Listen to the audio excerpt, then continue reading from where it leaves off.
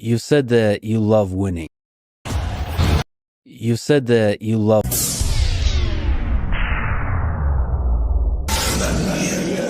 Say his name and he appears. This is a friendship that'll never ever end. Greetings and welcome to Unveiling Reality. How's everybody doing out there? Hope you are all doing and living well. It's me, Winning Reality, Winning Real. Good to see everybody. And let me start by thanking all those awesome folks in the Winner Circle. Thank you so much for supporting the channel. And a special thanks to Shelly and Wolfram for supporting us over on Rumble as well. Tonight we are broadcasting live on Rumble, X, and YouTube. And away we go.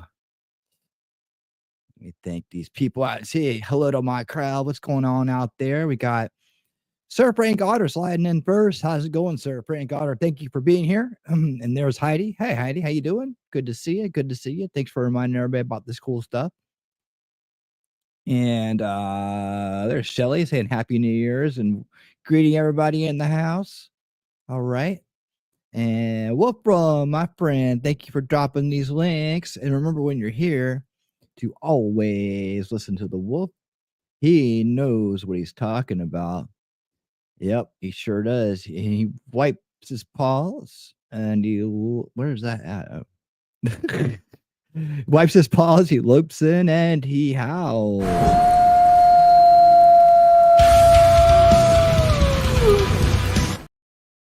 And that's how you know the alpha mod is in the house. All right.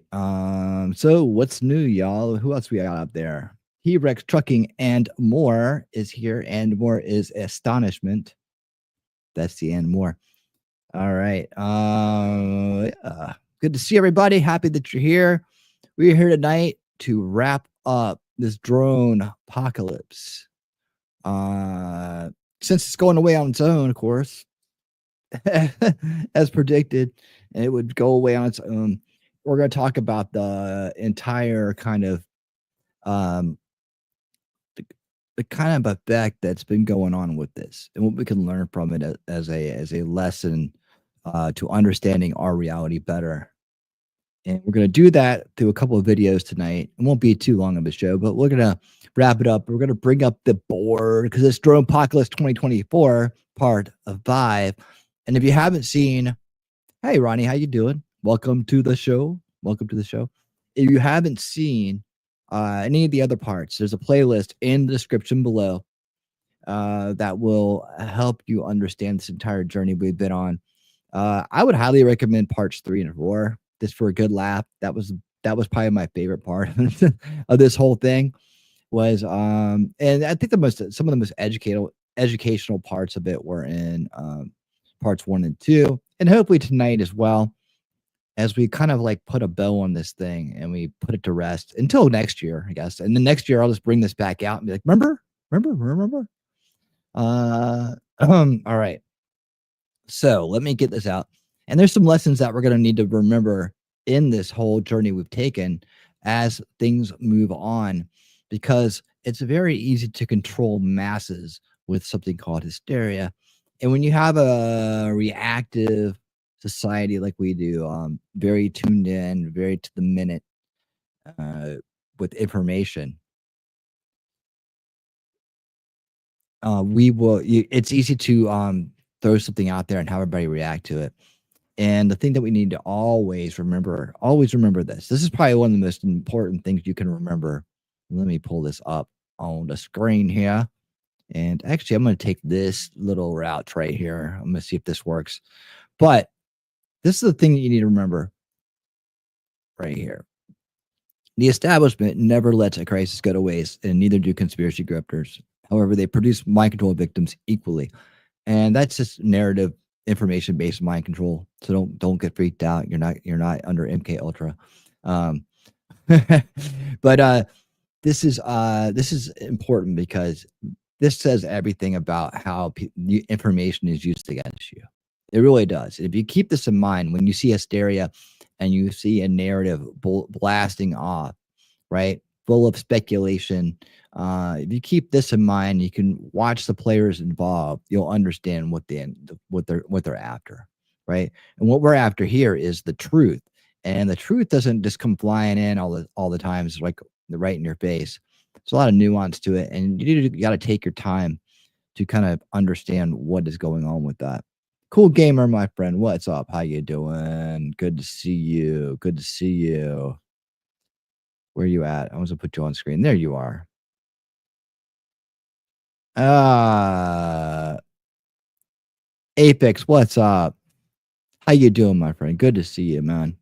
Good to see you. I've watched, man. I've watched Past Year for a decade and a half, man. That's like, I mean, I don't watch him because he's not on anymore. You ran him off. I don't know why you did that. I don't know why you did that. Jacob Castro, what's up, my friend?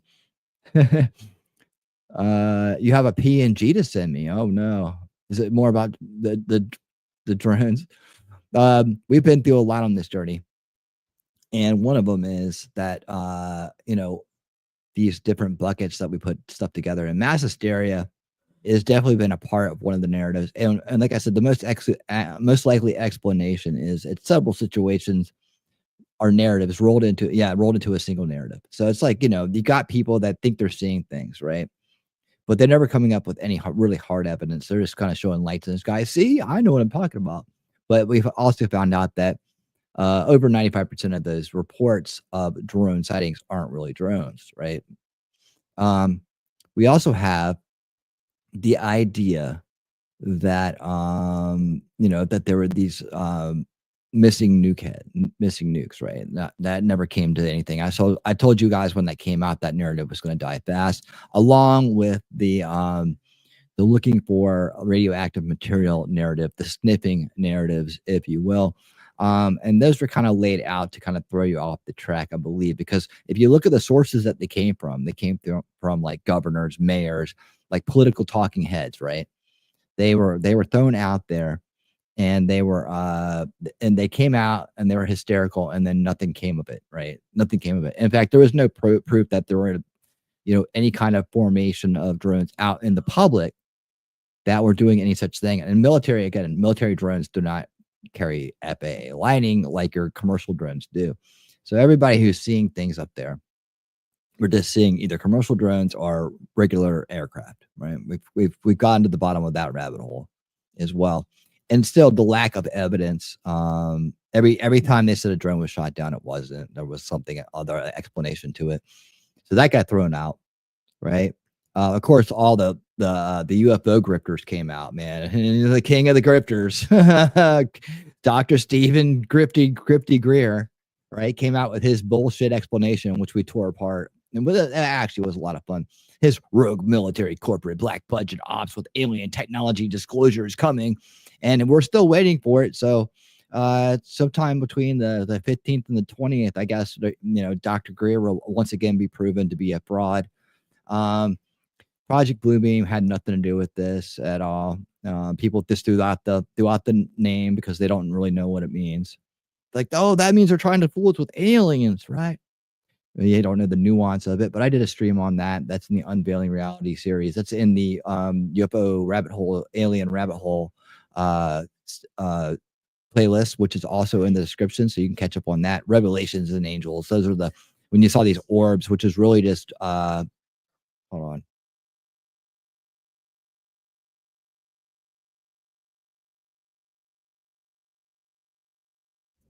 All right. Which are really just people zooming in on close on stars or bright objects in the sky and then giving them this effect.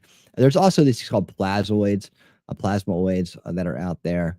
I didn't really touch on this too much. They're very rare, hard to see, but they are naturally occurring. And they're not aliens or black budget, rogue military, corporate alien technology. It's 1,000 years ahead of anything that we have anywhere on the planet, but yet they don't do anything but troll us with it. And definitely was not the Galactic Federation of Light trying to be concerned about our use of nuclear material, because honestly, if they were, they'd probably be more concerned with the fact that, according to Stephen Greer, we're shooting down 2 of their aircraft on a year, in the same spot, which is really strange too. This guy is so grifty that it's just go watch parts 3 and 4, and you'll have a good laugh. I take you through every sentence and break it down. Probably one of the most fun streams I did this year, I think. But also we're talking about we talked about the base takes on it that kept us right. We're going to do another base take tonight on what people see and how they see it and how it works. And I think that takes us into where we're at today. Of course, there is the unreported narrative we talked about, which was that there has been these occurrences over military bases, and we'll talk about that tonight as well. So we're going to really focus down on the two big main blobs in this whole Dronepocalypse thing, which is now quietly going away. What will come out of it? I don't know. Has anything come out of it yet? Have we gotten anything out of it? Have we gotten any answers? Have we gotten anything from this whole journey we've been on? What do you guys think out there? Apex, what'd you send me, Apex? What'd you send me, man? What'd you send me? Oh, look at you. More lights? Oh, what's that? World government. Oh, I've seen this before. I've shown this before. The world government map. I'll have to look at that later. It's very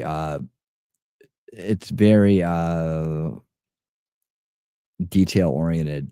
But I mean, I'm sure within there is a lot of conspiracy grifts. That's usually how these maps work out, where people tie in a bunch of stuff to that, and then they add things in there that get people nice and scared, like the Illuminati, things like that. Well, if you want to be scared of a Hollywood cult, go ahead, but they don't scare me. They just look like idiots. But anyways, so there's where we are at on the board, right? As we're gonna lay it to rest after tonight. And that's pretty much what we use it to do, is bucket information and kind of whittle it out and go through different we explored the different possibilities, right? That's what we've been doing to figure out what the most likely explanation is. And what we come to is it's really just a bunch of things mixed together, right? And so that's what we have to be careful of, because we now know that we're susceptible to having a bunch of things mixed together, right?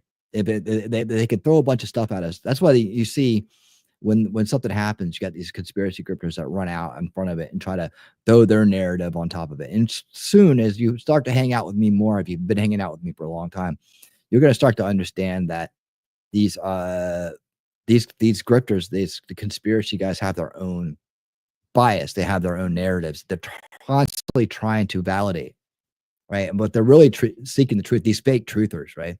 If they're really trying to seek the truth, they'd be willing to change that, upgrade it, and constantly investigate it and reassess their information, which they're not. I mean, some will come out and say everything that ever happens is a CIA inside job. I mean, that gets old, doesn't it? That kind of wears itself out.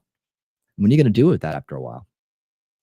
It's the same old thing. Okay, fine. It's a CIA inside job. So I guess we need to do something about the CIA and it all goes away. Then it doesn't, right? Right. But we'll see. Not everything is a CIA inside job, right? Not everything is aliens. Not everything is not, in fact, none of it usually probably is. But if you can throw the narrative out there, you can control people's minds with it. And that's the idea of staying base, right? You don't let the mind control take over on any level. It doesn't have to be torture and LSD and some kind of like mass psychological targeted operation on you to control your mind. It just has to be a narrative that you get yourself boxed into, a belief system, a false belief system, a bias that will get you there.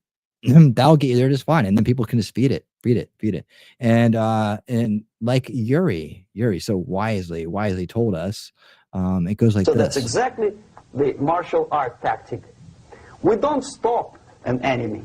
We let him go. We help him to go in the direction we want them to go. That's right. And that direction may be being discredited, right?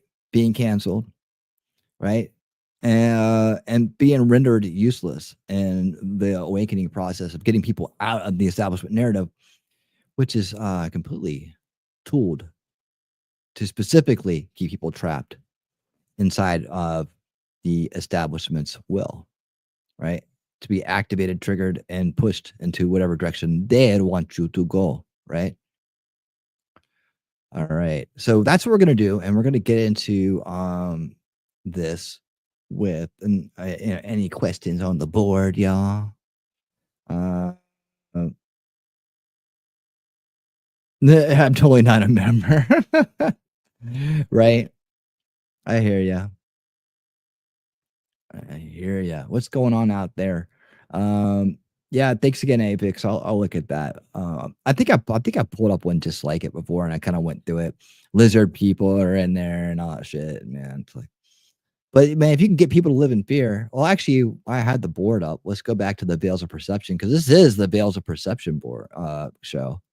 Where's it at? It's way over here. There it is. Right? Let's remember these guys right here.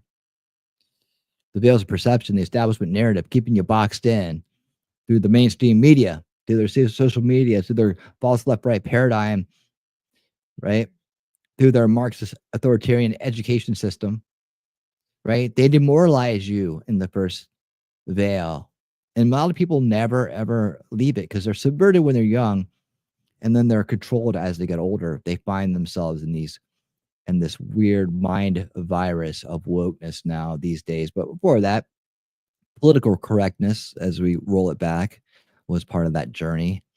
You remember the metrosexual phase? Remember that? Like that kind of like quickly went into the quickly got changed up too, didn't it? Oh yeah, just go ahead and dress gay, guys. It won't do a thing. It won't feminize you at all, right? Yeah, and so you can see like a lot of this stuff right here in the first veil. It does demoralize. It does get you into a false narrative about the world, and who controls that? But the global ownership class, right? And it is part of the cycle of abuse because information abuse is abuse, and it does demoralize you. That is abuse, right? And as long as they can continue the cycle of abuse, they can continue their cycle of control. And that's what you're never going to see if you don't get outside of the second narrative. If you just believe it's all these things, right? And that's the be all end all, and that you know all the truth because you're a truther now, right? You'll just continue to be scared of these things with no solutions because there's no solutions in the second veil at all. The solutions lay way outside of that over here in the fifth veil when we can see everything clearly that comes before us, right? And we now know what their mechanisms are, how they continue the cycle of abuse, which continues their cycle of control, what they're really after, and then we can commit ourselves to creating real solutions that'll stop it, right? And that doesn't mean end the government, because if we ended the government, we just get taken over by another one. We have to restore this beautiful constitutional republic with our individual rights, and we have to keep the government limited. We have to keep it honest and integral. We have to prevent corruption by preventing demoralization. And we know the root cause issues of that is cultural Marxism that has destabilized and demoralized our society for generations now. We have to push back on that. We have to stop the globalist plans to see that through, right, with Agenda 2030, which is on the board to be taken out, right? And that's what we're doing. So just remember, this all plays together, because if they can keep you trapped into a narrative, any narrative, either group, right, you're just useless. I mean, really think about it. What do we get out of this whole drone narrative? What do we get out of it, right? What came out of it? Not much, right? Any results to speak of? Well, the establishment tried to pass some laws, right? And we stopped, some stuff from going in that could invade our privacy, right? And could lead to more mass data collection, which would, I don't know how you think we're going to stop that in the long run, but for now, that's good. We need to keep our rights. We need to have a good, integral government in place so that we don't have this. Hey, Nacho, how you doing? Good to see you. Welcome to the show. All right, Nacho Kitty's in the house. So yeah, we have to take the right steps, right? And we cannot take good steps when we're hysterical about things, when we're irrational and emotional about things. It's hard to come up with solutions, and that's why you don't see a lot of solutions coming out of these guys. Just go along. Oh, hold on. These guys over in the first veil, they just go along with the program, right? They go with the program. These guys go against the program, but they have no solutions. They're just like, oh man, this is that. They're going to do this to us. They're actually going to kill us. you know?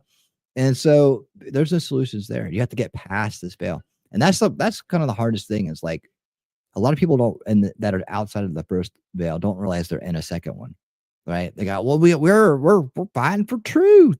Right. But you won't look into things and won't go back and reassess your own belief systems. Once you find a narrative out here in the alternative narrative world, you kind of stick with it. And you have to understand, well, that's kind of what I was doing right here in the first veil. So once you realize that, then you're free to move on and get into the world of solution culture, which is what we promote here. And so that's the intro. I go into more of the veils of perception. I've gone over this board a million times. And all these areas you see that are black with green letters are episodes we've done. So this is all the work of it's already been out there and done. And it's in my collection in the Unveiling Reality playlist. You can go check that out. But you can find an episode you want to figure some stuff out about, get my take on it and see what you think. But I do a lot of the research for you, and I do grift a lot of the grifts that are out there, bring truth to that, as well as expose the dirty workings of the establishment and how we're going to stop them. And I'd go through a lot of explanation about that. And I'm sure I will again in the future. Maybe I'll do a veils of perception update where I really will try to like script it out more, right? I tend to just go off, what I know, and that can get confusing sometimes. I really want to find a way to deliver it, to deliver it to you guys in a concise way. And I have my moments, I have good moments and bad moments. Then, I have confusing moments and clear moments when talking about it because it's all in my head. Putting it out in this chart here is like the best I've been trying to do. To make it clear what's in my head and what I've learned in all these years of putting stuff together. But anyways, let's get on with the main topic of this evening. I've got some more people rolling in here. What's up, Memento Mori? How you guys doing? Good to see everybody. So happy that you're here. I'm happy that you're joining us, man. Memento, did you stick around last night? Did you leave? I can't remember. Happy New Year. Did you leave before New Year? Or right at New Year? Or right after? I can't remember. Pink Castro. What is Pink Castro about over there? Oh, did you give him a gift membership? Or did he membership himself up? Did you membership yourself up or did you get a gift membership, Castro? Let me know. So I have to know whether to put you in the scroll or not. All right. Well, thank you guys for coming in. Let me bring up the first video this evening. Now, T-Rex Trucking and More sent me this. I thought this was really good. Oh, you gave him one? Okay. All right. So you have to confirm that to become a permanent member, but enjoy your gift membership. I'm sure you already thank Shelly for that. But T-Rex sent me this. I thought this was a really base take on the mass hysteria. And this guy didn't just talk about, people, man, chill out. You're just seeing things or you think you're seeing things. He did a better job of really breaking it down, And so I like to listen to other takes. And I wanted to let you guys hear what he has to take. Has to say, I've never heard this guy before, but I like his approach. Vlog Brothers.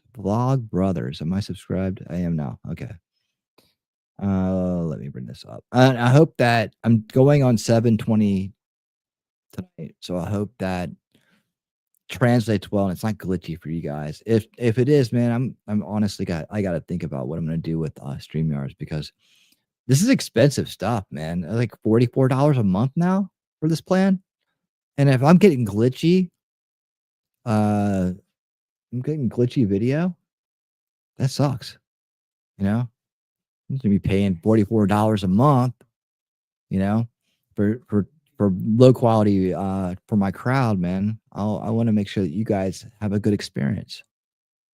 There's Enya. There is down at 36G. What's up? Welcome. Happy New Year to you. All right.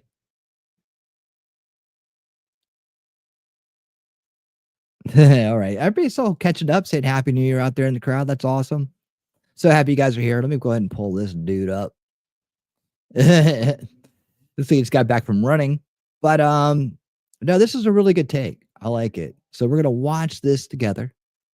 And this was a good take on how your eyes can fool you sometimes. And of course, when everybody else is doing it too, it's kind of like you're almost expecting to see something, right? So I understand how a lot of people get caught up in it. It's funny how it always happens around the same time of year, right? But let's go ahead and take out this, hear his take on this, and I'll comment as we go. Good morning, John. A series of widely... He's one of those guys who calls us like John, like he's talking to somebody. There's that, what's that other guy? Always says Bob. He always calls his crowd Bob. Hey, Bob. So he is, hey, John. That's how he does it. So that's who John is. Sighted unidentified drones observed in the skies, described as having blinking lights and a wingspan of about 6 feet. The drones fly in groups of 6 to 10 and are usually seen between 7 and 10 p.m. Law enforcement officials stated that the size and number of drones makes it unlikely that they are being operated by hobbyists. Other officials say that the drones do not appear to be malicious and are not violating laws, although they say the situation is very unnerving for our citizens. Over the last month, there have been thousands of sightings of objects like this. There are videos of oddly shaped objects in the sky. Government officials reported that there's the orb, invisible to radar, leading to speculation that they were somewhat advanced military technology. Congressman Jeff Van Drew reports that Iran has a mothership off the coast of New Jersey that could be the source. People started pointing high-powered lasers at the drones. Strange glowing areas of sky were detected. Tons more strange lights were seen. Some apparently just orbs, and possibly those orbs were interacting with the drones. Local agencies sent up their own drones to inspect the mysterious drones. Politicians from the local to the national level called for more transparency. I start getting text messages rolling out from technology, friends spend the showing money. Suspicious videos. The former governor of Maryland, Larry... And by the way, that Robin technology, hold on, that Robin technology that that they were trying to pass, that was all about basically taking a radar that's already out there that detects birds and making it for drones. That's what that was about. Larry Hogan on Twitter posts a video of strange lights in the sky. The internet discourse is all over the place. This might be aliens or a deep state conspiracy to take the presidency away from Donald Trump, or an intentional distraction from the frustration with the healthcare. Sometimes I think people just say this to get attention. I really do. I mean, I don't think they mean it half the time. Industry and the murder of Brian Thompson. The government vows to figure out what the heck is going on and sends drone spotting radar to New Jersey. Something very interesting and extremely important is going on. And that's the Robin technology, I guess. But that's for small drones. I mean, these drones are really as big as people were saying they were, and they weren't, but they were saying they were that big, flying over with lights on. I mean, we went through how much these drones actually cost, right? And what their makeup is, right? And the bigger they are, right, the less likely they are to be consumer grade, right? People don't have giant drones, like 6 feet long or whatever, drones for personal use, right? And you get into that area, you're getting into, like, you know, the flying car area, which is really cool because flying cars are on their way. They're on their way. I'm looking forward to Jetson's future. Let's go. Blue Lantern, what's up? I looked up and there was like 30 lights just sitting there all night, and they moved with the moon. Right? I know. I've been seeing this really red looking light right next to the moon for a while. You know, it kind of reminded me of Mars, but I'm sure it was just a drone. So let's start with the first sightings. I, of course, do not know what they were. I am confident in saying that I don't know what they were, but I'm also much less confident than most people seem to be that they were at all weird. So one of the weirdest things reported about the drones is that they could not be spotted by radar. And this makes them sound very fancy and mysterious, but drones can't be spotted by radar usually. Yeah, they don't tell you that part when they're saying, oh my God, we couldn't spot them on the radar, right? It's like saying, what's a good analogy? The car went into the water, but the car couldn't drive. You know, again, cars can't drive in water. Little drones can't be picked up on radar. Usually, because they fly too low and are too small to distinguish from birds. This does make them kind of a pain in the butt, because if you spot a drone in an area, you might not be able to like land an emergency helicopter because you know the drone is there, but you don't know exactly where it is. And helicopter rotors hitting drones is very bad. The other weird thing about the drones is that they are very big. And this is reported widely as a fact, and I'm not sure why. Human brains detect the size of an object in a bunch of different ingenious ways. The first one is the one we mostly think about. You look at the size of it and how much like actual space it takes up in your visual field, and then you combine that with how far away that image is. And your brain can actually figure out how far away something is by combining information from each eye, which gives you what's called depth perception. So if you have two eyes, you could kind of figure out how far away stuff is. But depth perception only works to about 18 feet away from the observer. Beyond that, the two images are basically the same, and our brains can't distinguish it anymore. But the tools do not end there. If the thing is the shape of a squirrel, your brain has no problem thinking, well, that thing is probably the size of a squirrel. But if the squirrel is standing next to an acorn that is the same size as the squirrel, our brains then have to choose between that must be a very big nut or that must be a very small squirrel. And it would conclude that's a big nut or a small nut-sized squirrels are a lot less likely than squirrel-sized nuts. But with objects in the sky, this is much harder. First, unless we are familiar with the exact thing in question, it's hard to judge the size when it's more than 20 feet away and there's nothing to compare it to. And our brains might try to compare it with objects in the distance, like buildings, which might make it seem very large, like how the moon seems big when it's next to a mountain, but quite small when it's all alone in the sky. It is a known optical illusion. This video here is a pretty good example. There are two drones flying here, and there's a plane that flies between them. Now, there's no way to know for sure how close those drones are to the observer and how far away the plane is. The person recording the video clearly thinks that they're about the same distance away from her, and that they're like the plane is flying between the drones, but there's no way to know that information. And to my eye, the plane is clearly much farther away. If the plane and the drones were the same distance away, those drones would be very big. And there is no way for a person to know which case you are in. And this all gets especially tricky at nighttime when you're looking at a collection of points of light rather than an object that has some shape and space to it. Now look, I'm not saying that these drones weren't the size of SUVs.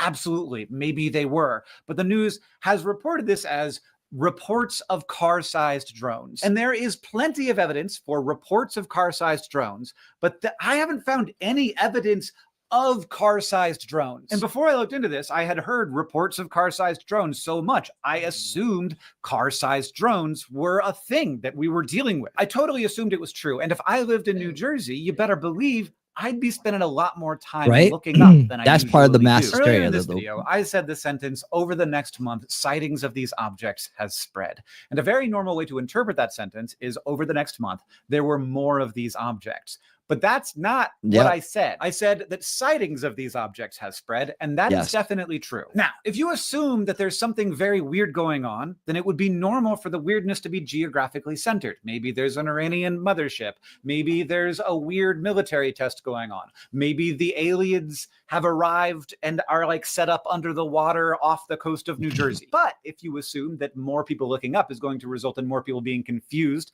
about things in the sky, and if they have been given prior information to expect large drones, then in the absence of reference objects or depth perception data, they are going to be more likely to interpret what they see as large drones, and that would also be geographically centered. People who live in the areas where large drones have been reported are going to be looking up more often, and some of those people are going to report large drones. When we are primed to see a certain thing, we are more likely to see it. This has been studied in. There you go. I mean, that's a key point too. Like what's priming it, right? The uptick in reports. I've seen it. Nobody at this point is a drone expert. Like most people are not drone experts.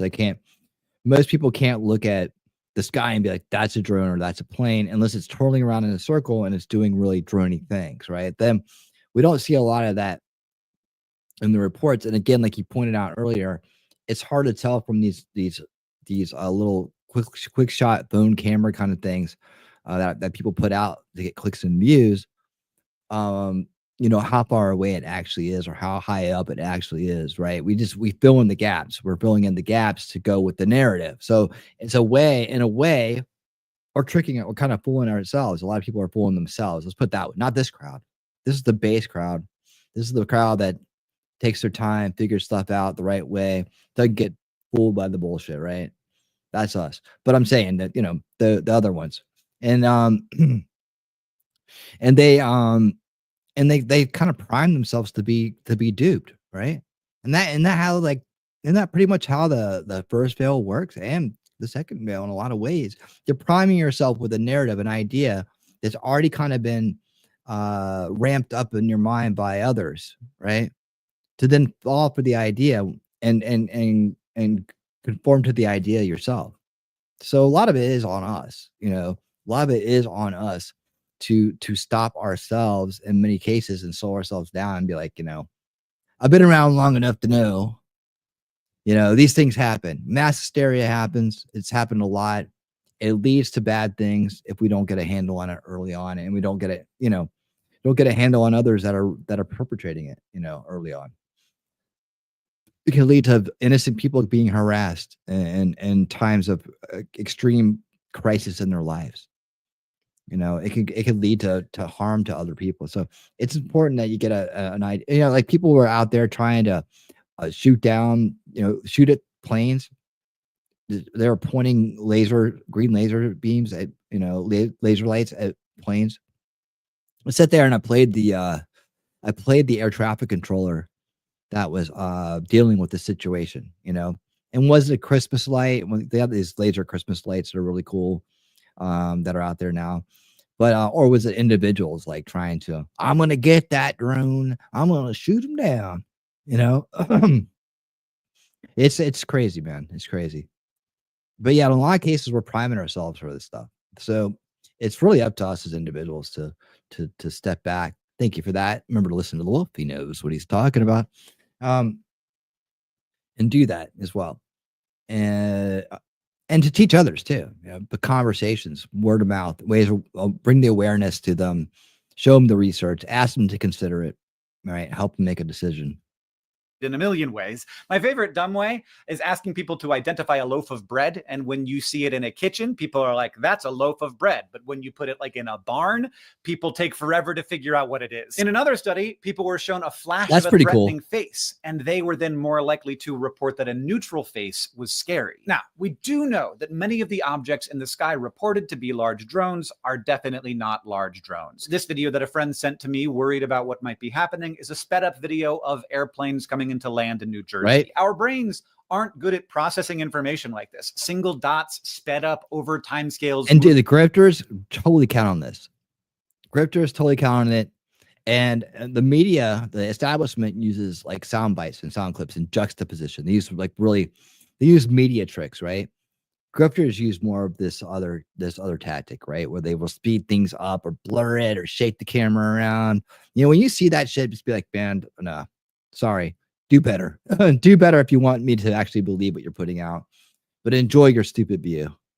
Moving at different angles to each other and different distances away from the observer. That's not what we were built for. This video of something in the sky being trailed by something is also a weird one. Like, I get why that looks strange. It looks strange. The person recording this video is talking. Oh, that's the one where they thought it, like, that the drones were spraying chemtrails. Like, dude, come on.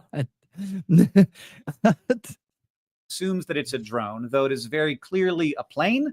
And once you know that, it makes it more clear that the line behind it is just a strangely oriented water condensation trail left by the heat of the jet engines. And the lights Larry Hogan saw and tweeted, turns out, and this is a little bit embarrassing, they were stars. But this is the kind of thing that happens when people are confused and worried and looking at the sky when they usually don't look at the sky, and they're primed to be expecting something strange. And here's the thing.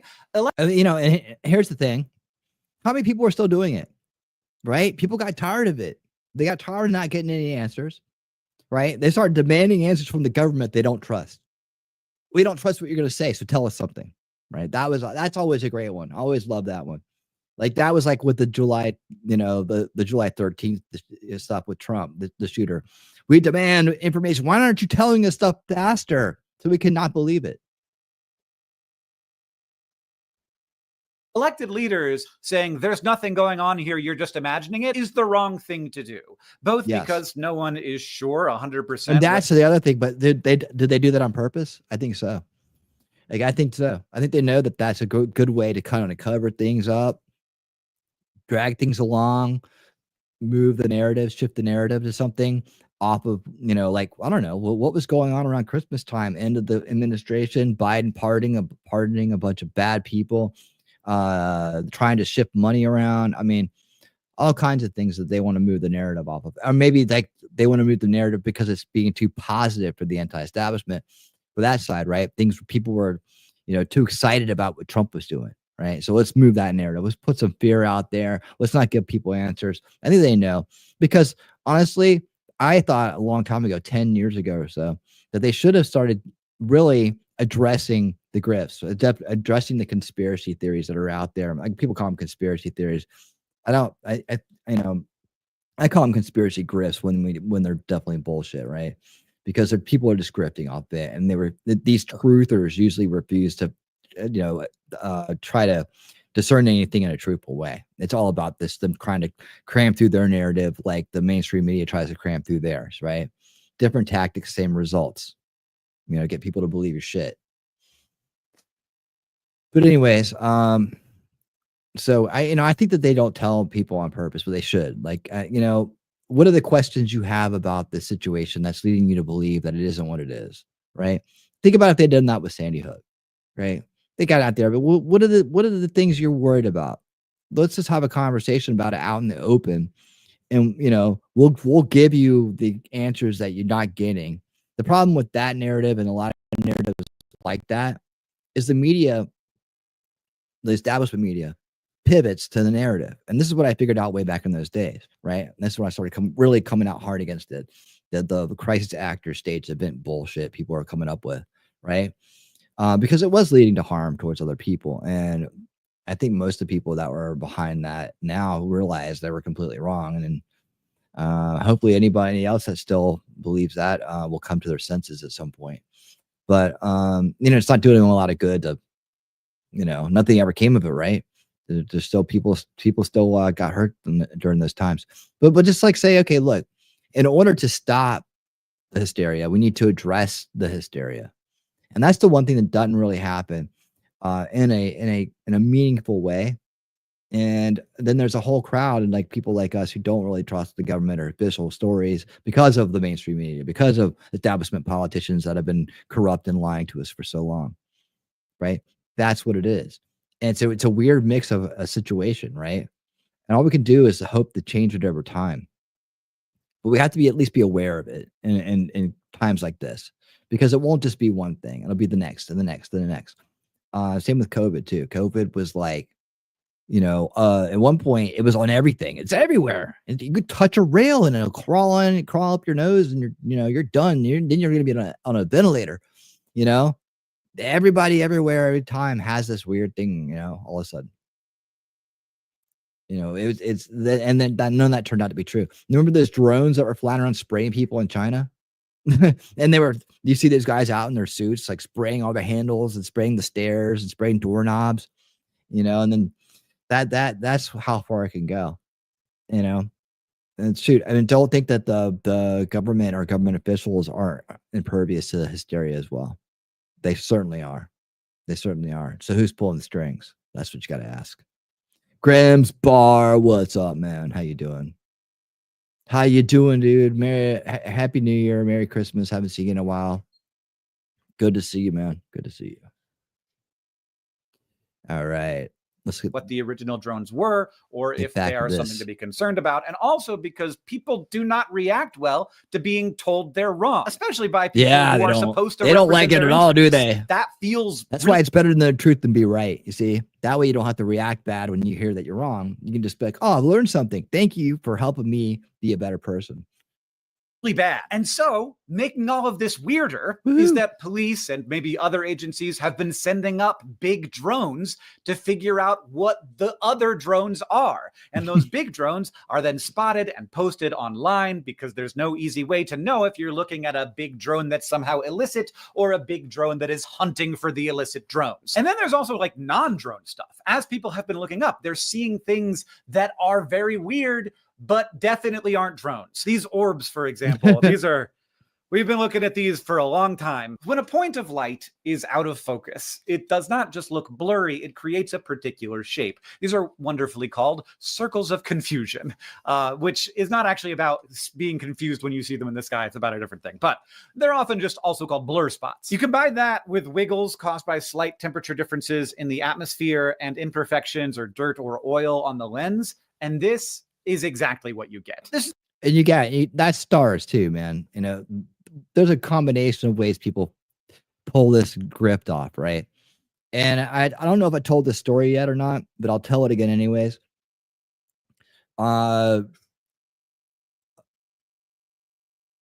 My siblings' roommate, this dude, right? Hey, just Don, how you doing? Good to see you. Welcome to the show. Happy New Year. He took a picture of supposedly an orb, right? And they're kind of a little bit of new agey, the little bit of new agey, right?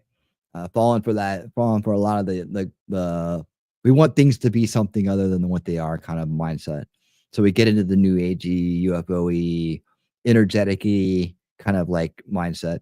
And then I looked at it, right? And they had sent this to my dad, and he goes, well, look, they found an orb here. My dad doesn't fall for this shit, but I'm just telling you that, he's like, well, check this out, right? And so I'll look at it, and I get the picture on his phone, right? And I scroll in on it, and I notice that as I start to scroll into the little glowing circle there, right, that the sky starts to have all these lines in it, all this noise in the sky around this supposed orb that he took a picture of. And I realized at this point that this had been taken through a window. I'm looking at glass, not a clear sky. I'm looking at glass, this is glass.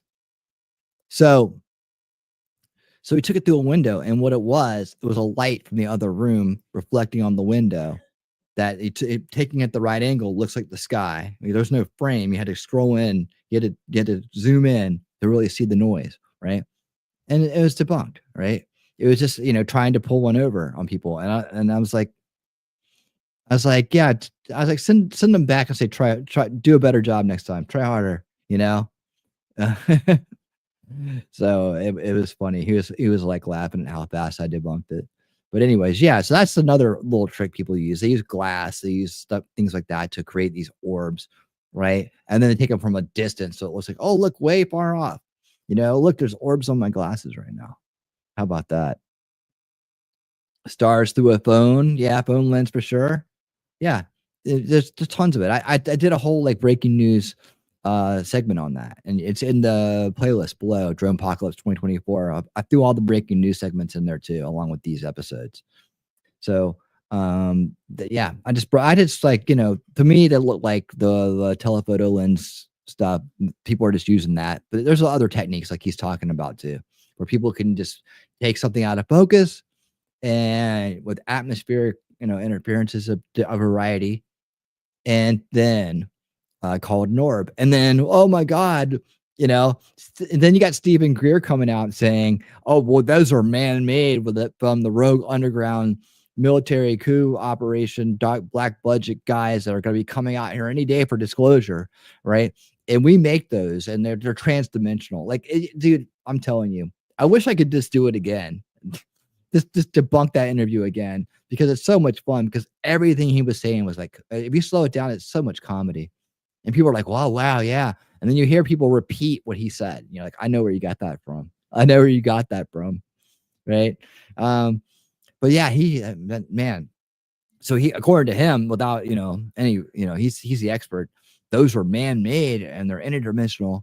And look out, because this rogue group of bad guys with technology that's 1,000 years more advanced than anything on our planet, that's even a threat to aliens.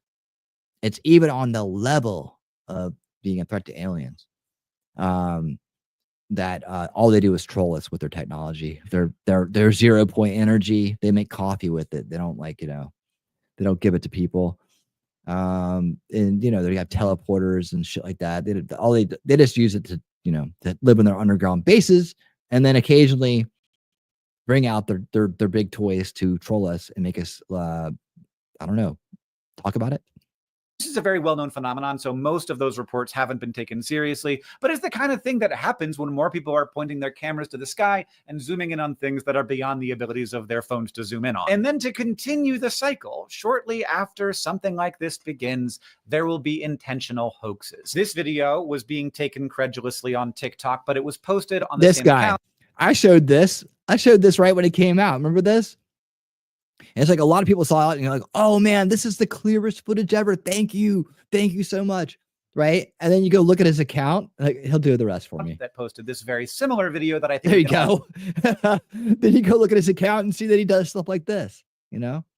all agree is fake. That creates further desire to look up into the sky and further confusion when people see things that aren't immediately identifiable, which is more likely when the government is trying to take concerns seriously. So they're saying, we're taking your concerns seriously on the news, which sounds a lot like this is serious, even though those are definitely not the same things. But then they're proving they're serious by sending drones up into the sky, and then people point lasers at the drones, causing the clouds to glow. It's a mess. We're in a mess. I kind of can't believe no one is saying this. But we already know that it's bad politics to tell people that it's probably nothing and they're just seeing things. But it's also important to note that it's good politics to be loudly and vocally concerned, to place yourself in opposition to the powerful people trying to hide stuff. And, of course, to take the concerns of your citizens seriously. Even if your advisors are telling you that this is probably nothing but a social contagion caused by fear and confusion and the primordial human urge to be concerned about objects in the sky, the right thing to do is to call on the federal government to give you a drone detection system. And the right thing for the federal government to do is to give you a drone detection system, which makes it all seem like it's quite a big deal, because why would the federal government be sending New Jersey a drone detection system if it weren't a big deal? I think some of these politicians should probably be a bit ashamed of themselves. The guy who said that there was an Iranian mothership off the coast of New Jersey did at least walk that back, and I hope that it damages his credibility at least a bit. But there just is simply no drawback to going on the news and saying, we don't know what's going on, we need the feds to give us drone spotting radar. And then that makes people more concerned and more primed to see small drones as big ones and anything else as something very weird. Now, there's some of you out there thinking right now, Hank, I do not understand how you think you know that there's nothing weird going on here. And let me tell you two things.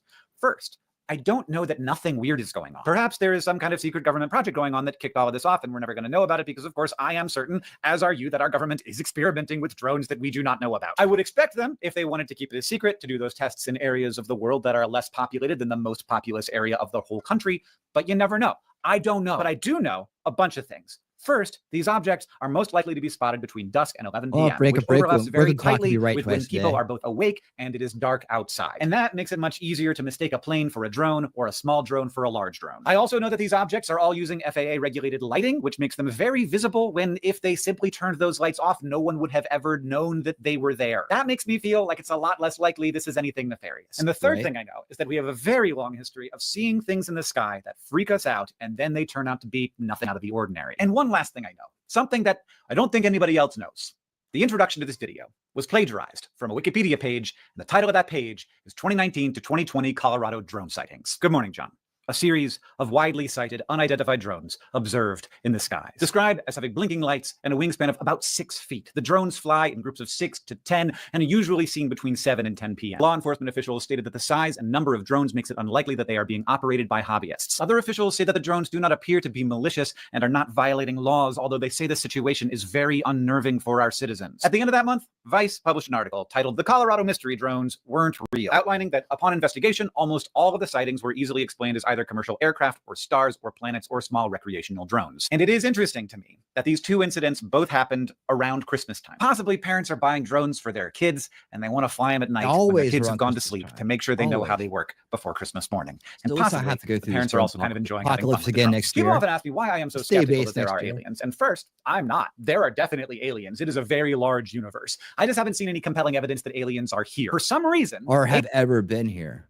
I'll add that. Aliens always exist in ways that are unfalsifiable. Either they are covered up by the government or they're able to turn invisible at any moment. There's never a way to prove that the alien isn't there. And when aliens exist in ways that can be disproven, we keep disproving them. What happens, especially with the alien stuff, is something that we can't immediately explain occurs, and in the space where I don't know should live, people will put aliens. Possibly because we're just so uncomfortable. Because there's so many grifters out there who think they got it, man. They have no proof. They've been listening to Ancient Aliens and the Disclosure Project their whole life.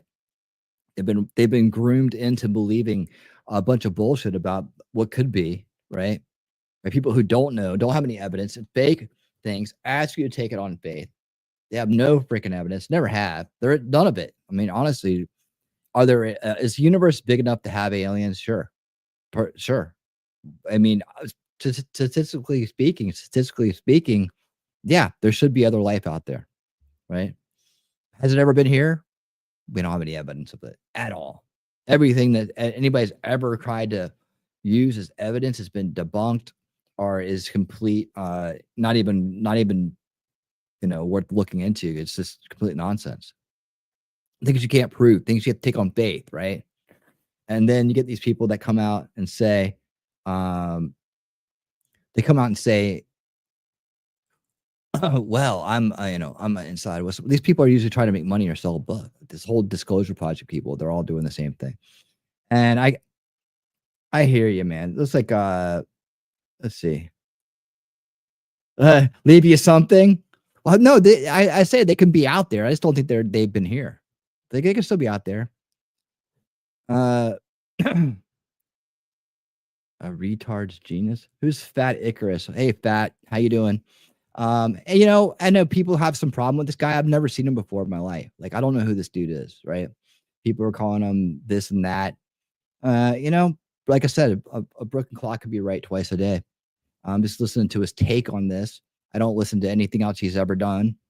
I'm not going to discount his take just because of his lifestyle choice or whatever else people are calling him. The two people are calling him in the chat. I don't care, dude. Let's hear him out. We're the tolerant, right? We're the real tolerant, right? All that shit. If he's right about this, that's cool. So far, he hasn't been wrong.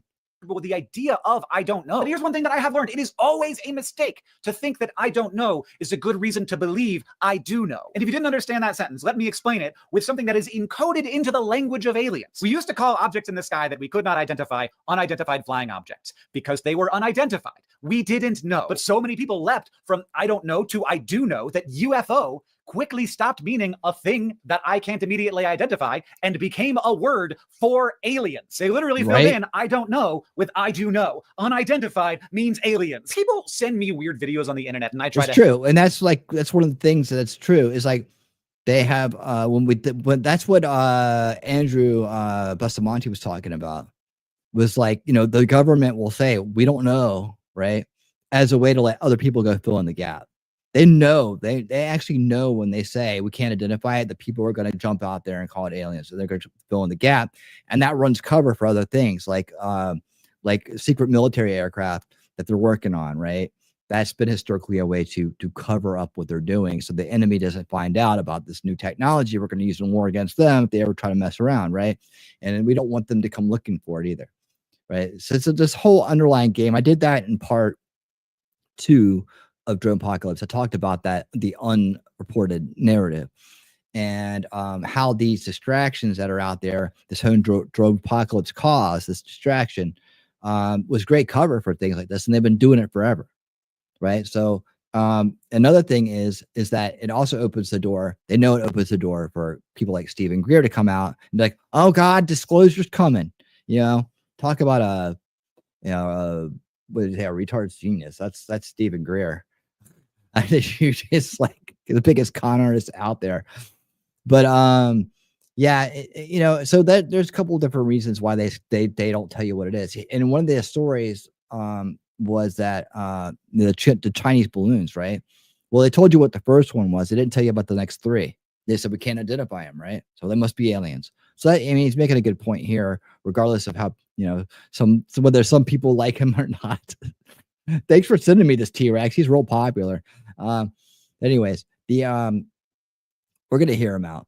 They'll fill in the gaps, man, and that just opens the door for grifters who are going to come out there and fool people into believing things that aren't true. Take it on faith, take it on my anonymous whistleblower insiders that are telling me all this stuff, and then when the shit doesn't come true, I'll make up an excuse for it. Like when the dates come and go and nothing happens, I'll make up an excuse for it, and you'll buy into it because you're already believing everything I'm telling you.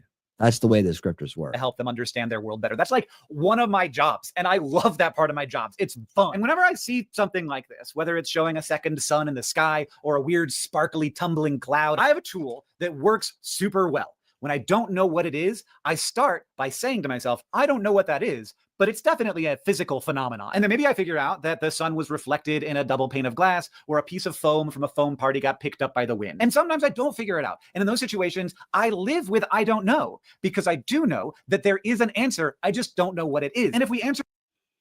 Well, I mean, that's pretty much what it boils down to, right? People want to fill it in. A UFO is a UFO, but it's not an alien, right?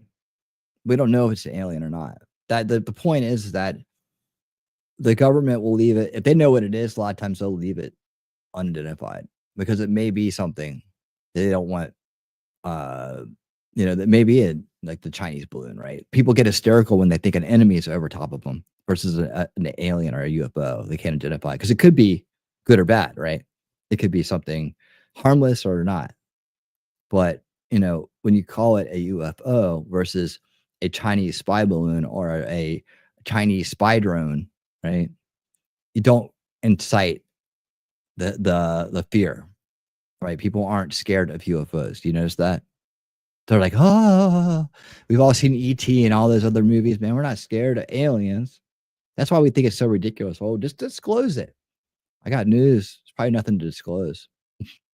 That's the sad part, man. But keep on believing because I would like it to be true. I'm not saying that it wouldn't be fun. Liven things up a little bit. And why not? Why not? I'd rather have flying cars, though. I know that. Levy, what's up, my man? How you doing? Good to see you.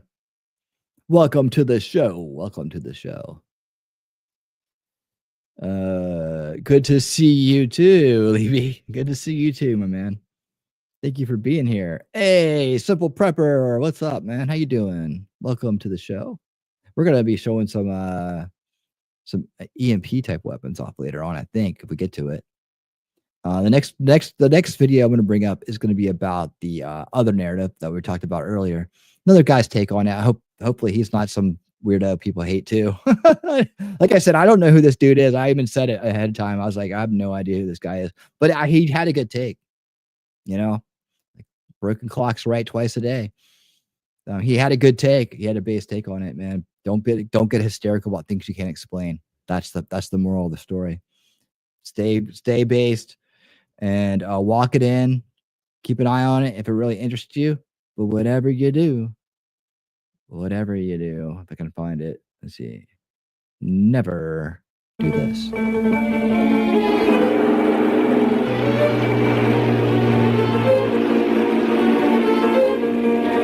we go.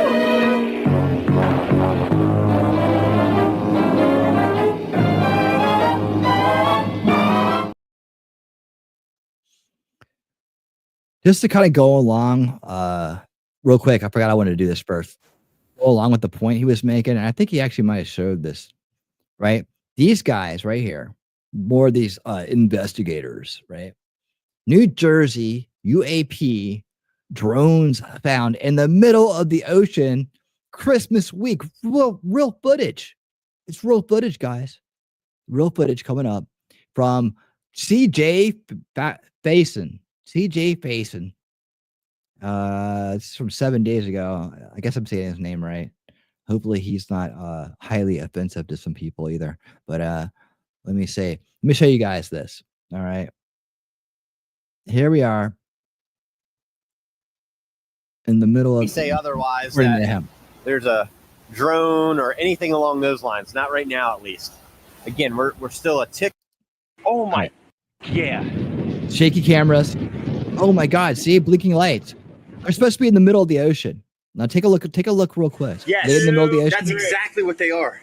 One, exactly 2, 3, 4. That one for 5 over there. 6 beyond that. But that red light is coming from them. That's the camera light. An A, bro. There. 8. Now, holy shit! Shit, we're getting them good, bro. Look at how fast they move. These guys are trying to prove a point, right? They're trying to find something. They're investigators, right? But look, isn't that the city right there? Aren't they right next to the airport? Isn't that a tower? Like, I don't know. I can't really tell because they're moving the camera so damn fast the truth or investigators that are out there to prove the truth to everybody and prove the truth. But you can see right here. Let me make it a little bit better for you. There you go. That's land. That's not the middle of the ocean. But that's what it says. They're in the middle of the ocean. They found the drones in the middle of the ocean. So yeah, how many people clicked into this? almost 1 million views. I'm in the wrong business. I'm in the wrong business. Almost 1 million views to watch a bunch of jerk offs pull a fast one on people. Now, is that kind? Is that a good thing? You know, isn't it? Wouldn't some people say that's abusive?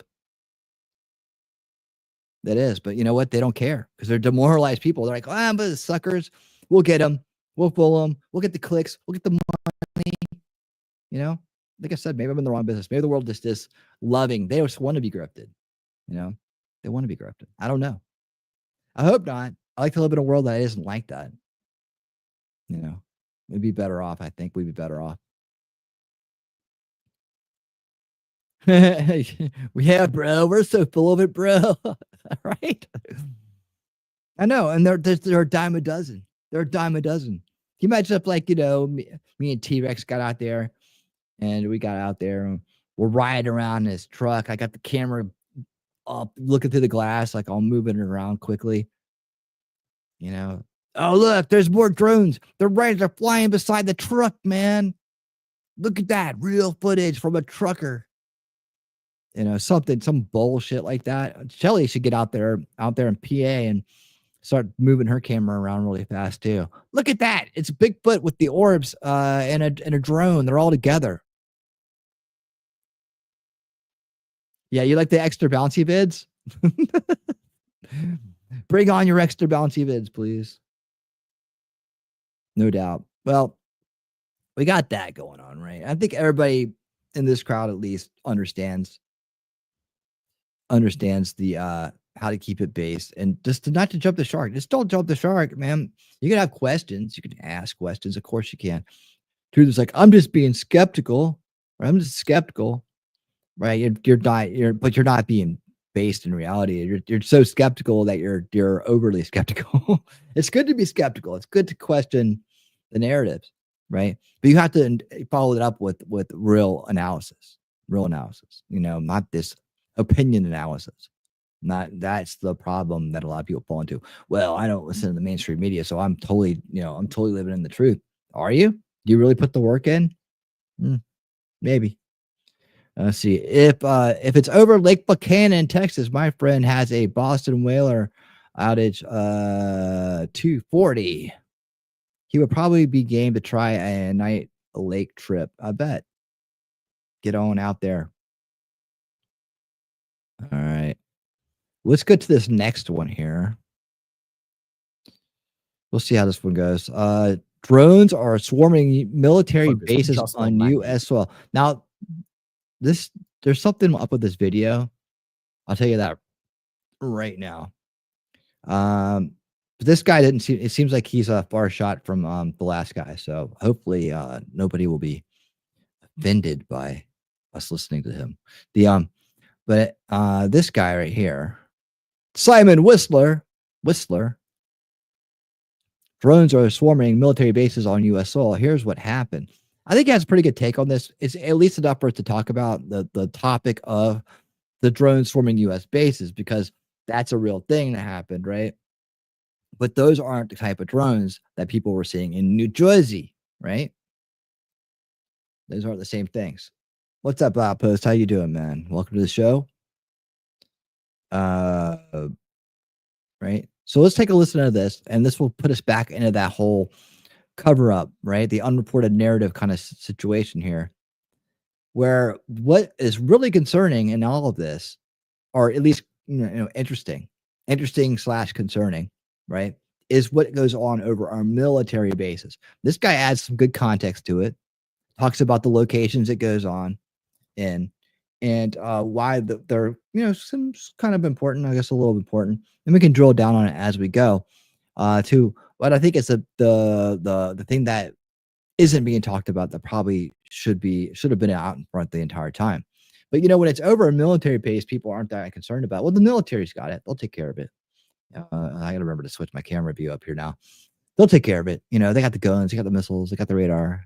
We'll take care of it. What if they're using their own technology that's been reverse engineered or rebuilt, and another country is actually using our up-to-date stuff, or they have intel about how to get around our detection systems, right?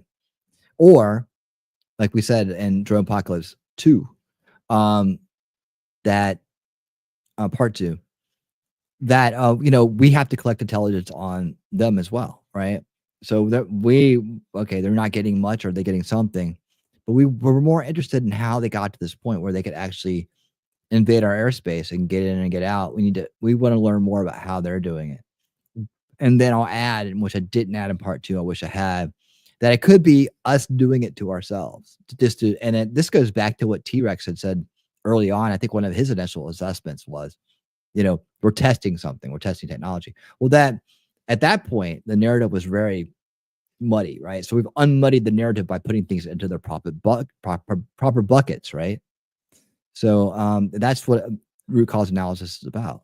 It's about unmuddying the narrative so you can actually figure out what's going on. So as we get here to our final assessment on Dronepocalypse 2024, we'll even more clearly see what's in these buckets and what makes sense. Clearly things we can rule out at this point, right? It's not a stealth invasion. It's not aliens. Nobody, in fact, Stephen Greer is the only one, and even he is saying, well, it's alien technology, but we own it because we reverse engineered it when we shot down aliens. And it's clearly, it's almost indistinguishable from alien technology, even though nobody knows what alien technology looks like. Nobody's ever seen it. Especially if you got it hidden in some underground base somewhere, where you're also taking people that are, flood and earthquake victims to be experimented on. Like I've said, part 3 and 4 are the funniest parts of this whole series, man. I hope more people get to see parts 3 and 4. You'll have if you're ready for a good laugh and you want to see how to debunk and degrift a true grifter. It's out there on a multi-million-dollar podcast. I mean, I say that because the 2 hosts are multi-millionaires, right? Dana Carvey and David Spade, reaching 2.2 million people with a bunch of bullshit. Like I'm in the wrong business. I should be doing that. That's what I should be doing.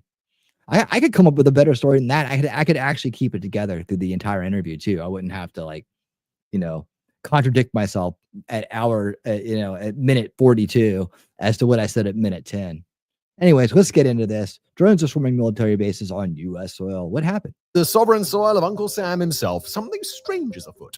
In airspace that's supposed to be some of the most impenetrable in the world, above secretive camps where F-22s, Navy SEALs, and the best minds of American military intelligence all do their work, infiltrators move through the skies entirely unopposed. These infiltrators are drones, some, no doubt, belonging to hobbyists or the curious public, but others, quite possibly, with a far more nefarious purpose. They're not coming in ones or twos, but in the dozens and the hundreds. Yet according to... There you go. Take a look at that. I don't know is that from the same... Is that like legit footage or is that like stock footage? Let me see.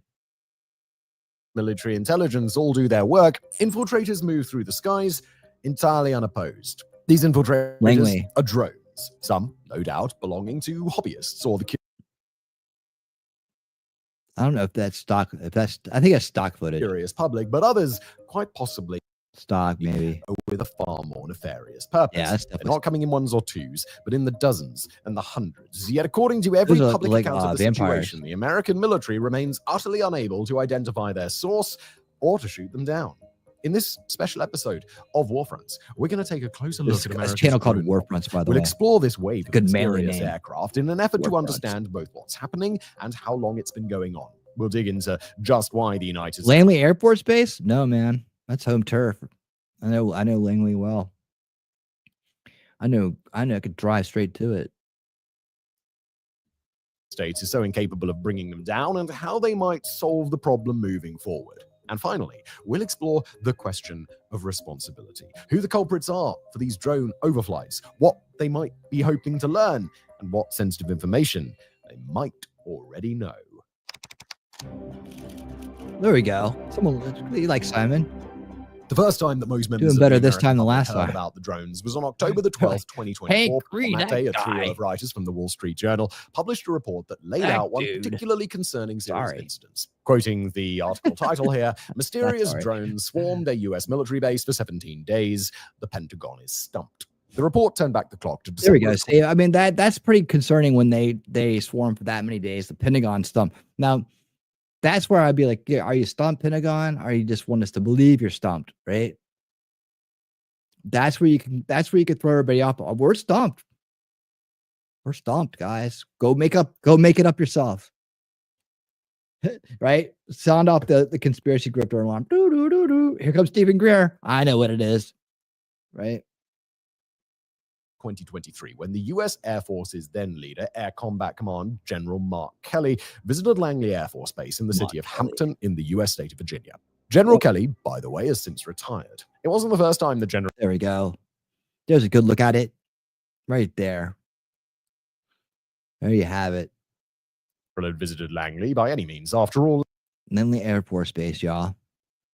In case you haven't ever seen it, there it is. Lots of water around that.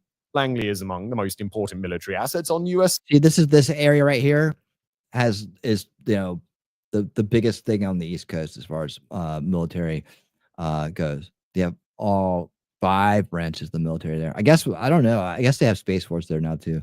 I don't know. When I grew up, we had all 4, right? And you grew up with people. You grew up with kids who were the kids of soldiers at any of these bases. In fact, Fort Story, been too many times, been on that base many times myself. I had my car searched when I was like 16 years old going into that base. And luckily they didn't look where I hid stuff. Soil. It's here that the United States keeps dozens of its super advanced air superiority stealth fighter, the F-22 Raptor. It's the head. And I showed you guys some footage too, way back, of them testing out like flying suits in that area too. Like we could literally flying suits, like where you could fly off the coast to a boat and land. I thought that was pretty cool. Jetpack stuff. Quarters of the 480th Intelligence, Surveillance, and Reconnaissance Wing, an exceptionally important group that operates the Distributed Common Ground System, also known as the Sentinel, a unit that churns through incredible volumes of satellite imagery, signals intelligence, and cryptologic intelligence each day. It also happened to be the headquarters for General Kelly's own Air Combat Command, the organization that's directly responsible for providing combat forces to the Air Force, including 48 squadrons of fighter jets, 9 squadrons of attack aircraft, and a whole lot more. The most important thing to understand here is that Langley is really, really important to the U.S. Air Force. But it was at Langley where the U.S. was facing a new and unforeseen challenge. As the Wall Street Journal article describes, Kelly and a small group of other critical officers were brought to Langley in December 2023 to watch a series of drones that base commanders fully expected to be inbound. A little while later, at about 45 minutes to an hour past sunset as predicted, the drones showed up, one after another, in a long line that the article described as sounding, quote, like a parade of lawnmowers. According to Kelly, himself a career fighter pilot with well-honed skills in identifying and describing aerial adversaries, the drones appeared to be flying at an altitude of about 3,000 to 4,000 feet, that's 900 to 1,200 meters, at approximate speeds of a bit over 100 miles per hour or 160 kilometers per hour. At times, however, they would descend to fly no fewer than 100 feet, that's 30 meters above the ground, seemingly in coordination with smaller, low-flying quadcopters. Each drone appeared about 20 feet long or a bit over 6 meters. The drones didn't appear to be focused just on Langley either. The path they were on would see them cross over Naval Air Station. There's Oceana. Yep, Oceana.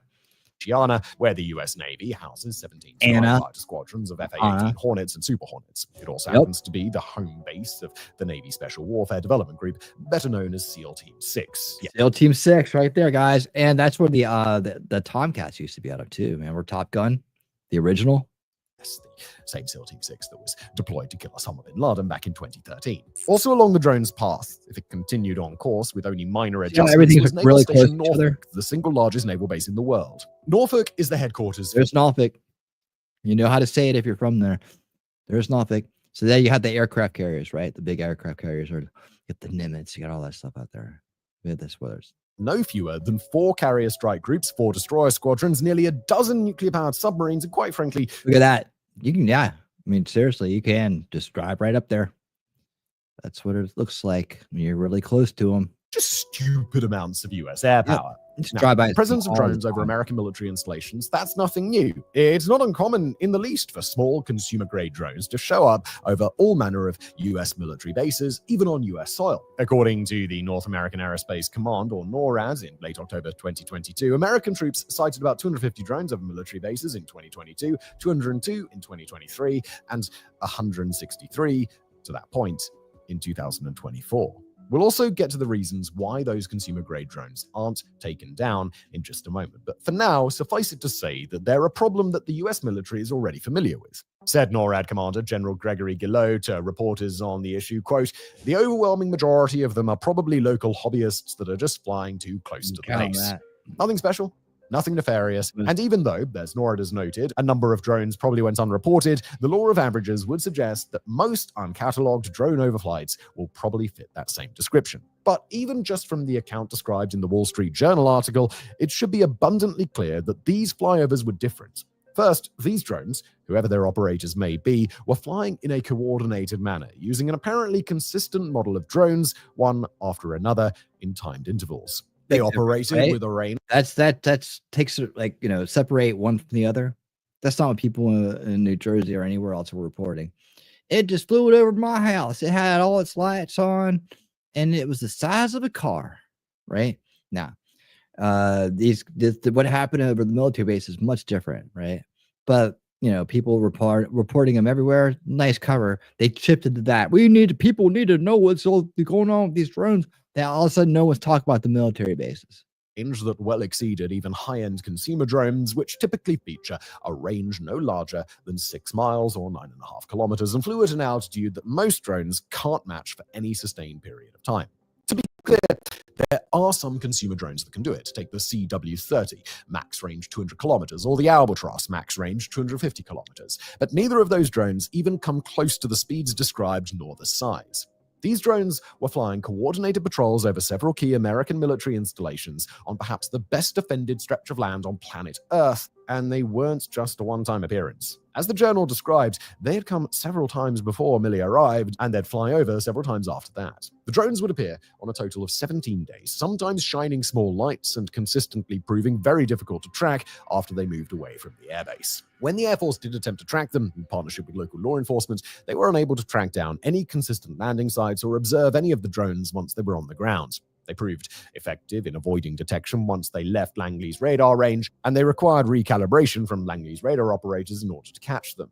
They were able to... Okay, so real quick, knowing the proximity of these bases, right? One base literally could do an operation on the other and then bring them right back. Well, they were over here, they're over there, they're over here. Possibility, just throwing it out there. And that could be a way to, you know, run a drill, justify, you know, someone's position. I don't know, but just a way to be prepared for whatever. Because as we discussed, like in part 2, how they're being used in warfare right now is what's really concerning, and what they could do in those situations. Have these vampire drones flying in, dropping in robot dogs that can do surveillance, you know, and then there's, you know, untrackable, you know, that kind of stuff's concerning. Like you get, you know, some of these things shipped in inside the border, maybe on some land owned by foreign adversaries. They could do little things like this every now and then, and all of a sudden we can't find them, right? So how do we test to make sure that we can figure out what's going on? How do we set up an operation to actually prepare for that scenario, which is could be very likely? These things ship in crates, man. You can mislabel crates. You can pay people off. There's ways to get stuff to places around here, right? I mean, hell, that's people make good money doing that in all kinds of different ways. So sneaking in a drone and a robot dog to gather intelligence about our military bases or a new weapon or technology that we have on one of these bases, that's a real thing. And what we don't want to do is spend billions of dollars on this stuff just to have our enemies, you know, pick up on it and rip us off and go build the same thing, because we're trying to outdo them to then have you know, strength, peace through strength, right? So that we can deter aggression here and around the world, maybe have a peaceful place to live. That'd be nice, where our children aren't getting sent off to get bombed by drones in other countries, right? Did you see the Ukrainian sea-based drone that took out 2 Russian helicopters? No, I need to check that out. The sea-based is like a Manta, one of those Manta drones.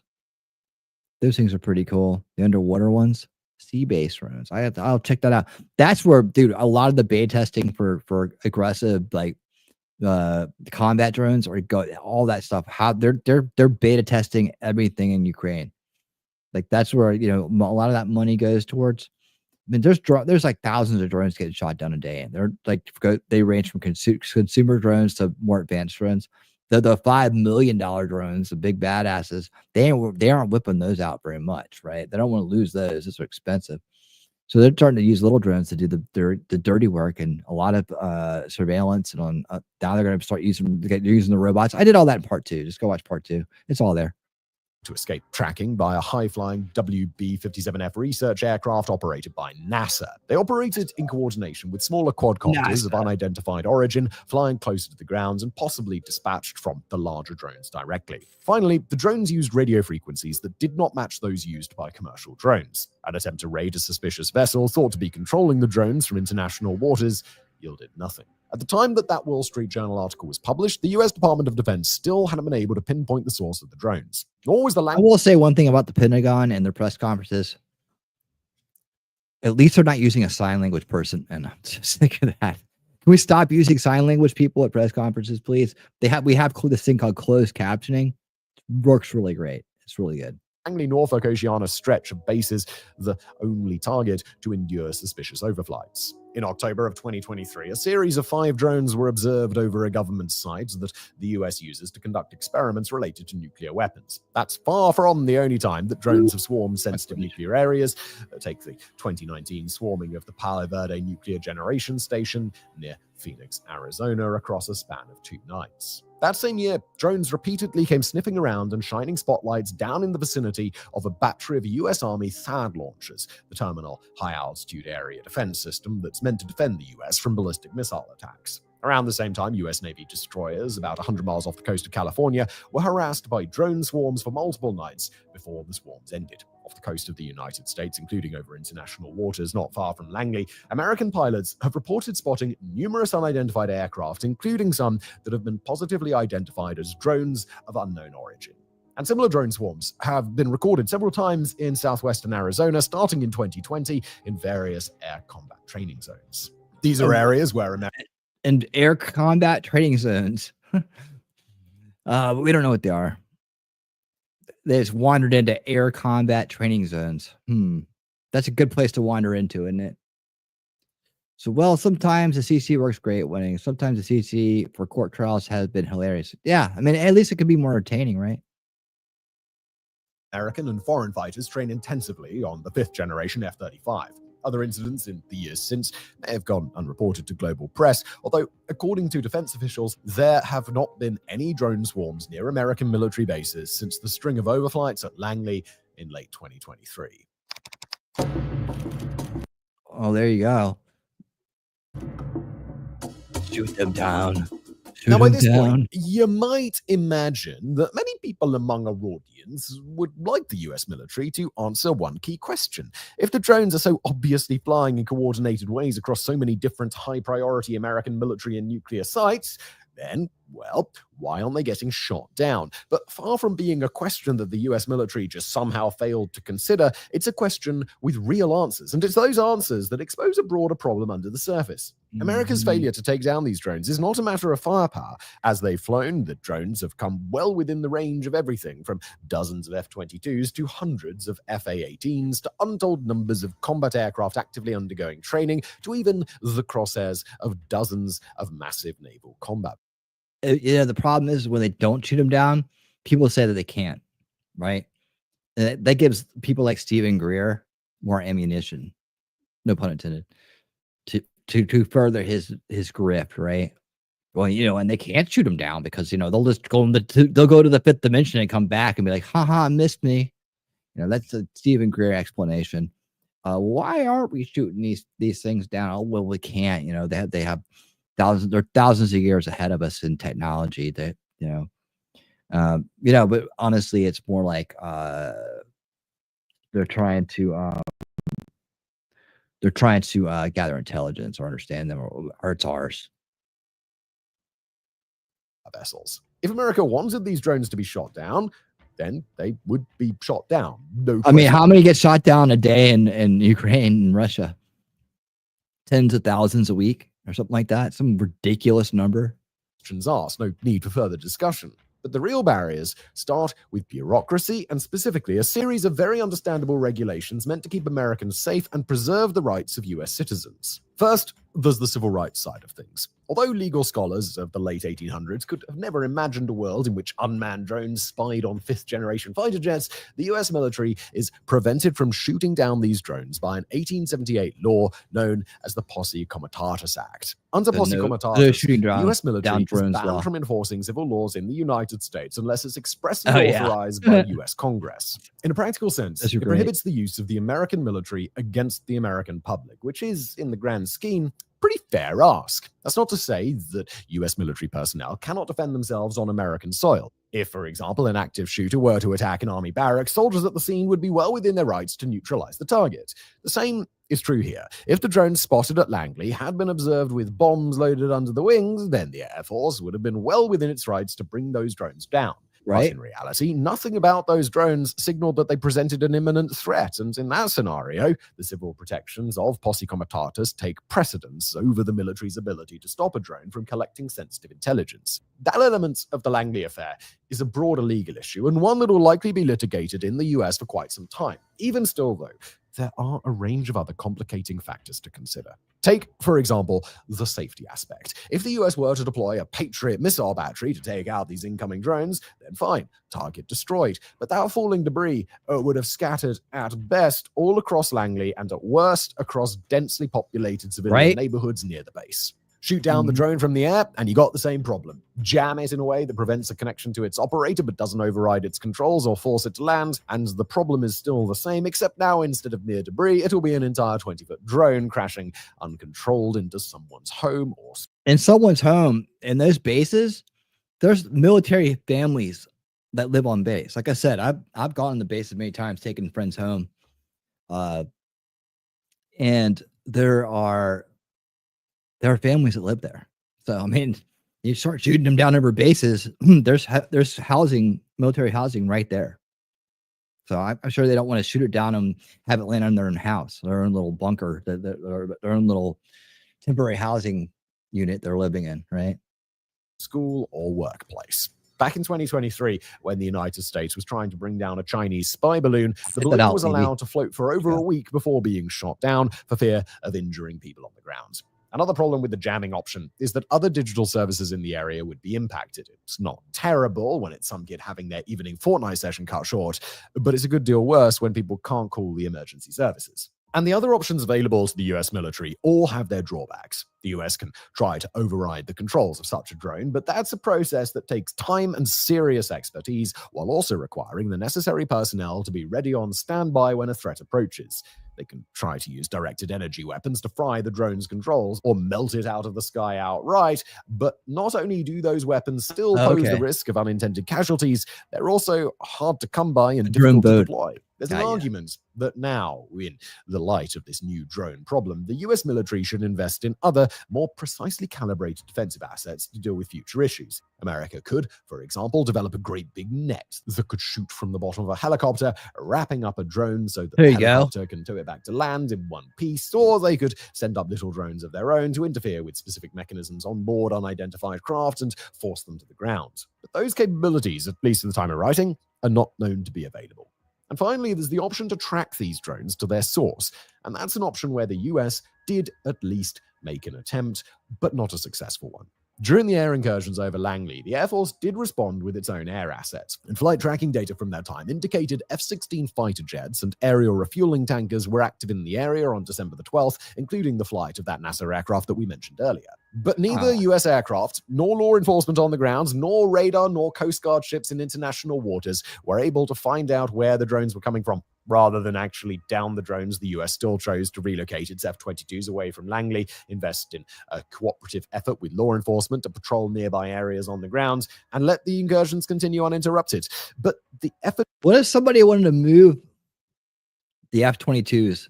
Like some general, somebody who wanted to be over top of them in a different, or thought they'd be better off in a different place, did this to prove a point. Your base isn't secure enough to have my F-22s at, right? These are important planes. Let me remember to do this. These are important military assets, and you guys are not equipped right now at Langley to to have these planes because you don't have the proper security, whereas I do. So let me run a little mission on you guys, and then I'll manufacture the reason why you need to move these things to a different place. It could be some stuff like that. Like, when they said they can't figure out where they came from or where they ended up, that's the part where I'm like, I think that's just what they tell us, right? Make it up yourself, guys. We're not going to tell you, because if we tell you, we tell the enemy, right? They can't expect to hear this from us. So I think that's where the secrecy comes in. That's just my opinion, though. It's just my opinion, right? But I think that makes a lot of sense when you take everything into consideration of how these things go down. Now, that's a long ways away from spitting lights and glowing blurry orbs in New Jersey, right? Always around Christmas time, between Thanksgiving and Christmas. And remember, next year, this time, we're going to remember this, right? We're not going to forget. In fact, at Halloween time, around then, or maybe even before that, maybe Labor Day, I'm going to bring it up again. I'm going to say, remember, guys, it's almost drone season, right? It's almost drone season. So if you want to launch a YouTube channel now, and you want to get a bunch of views and clicks, now's your time. Become a drone investigator. It's going to be hot for the next 3 months, and it's going to die off right after Christmas. But to learn more about who had sent the drones was ultimately not successful. Who's responsible? As we mentioned earlier in this episode, it's not uncommon for drone hobbyists to fly their quadcopters or their long-range models over US military installations. Hey, have a good night. But both during the Langley incident and in the other cases that we've mentioned across the US, hobbyist private citizens are not thought to have been responsible. Instead, these drones bore all the signs of having been dispatched by some sort of organized group.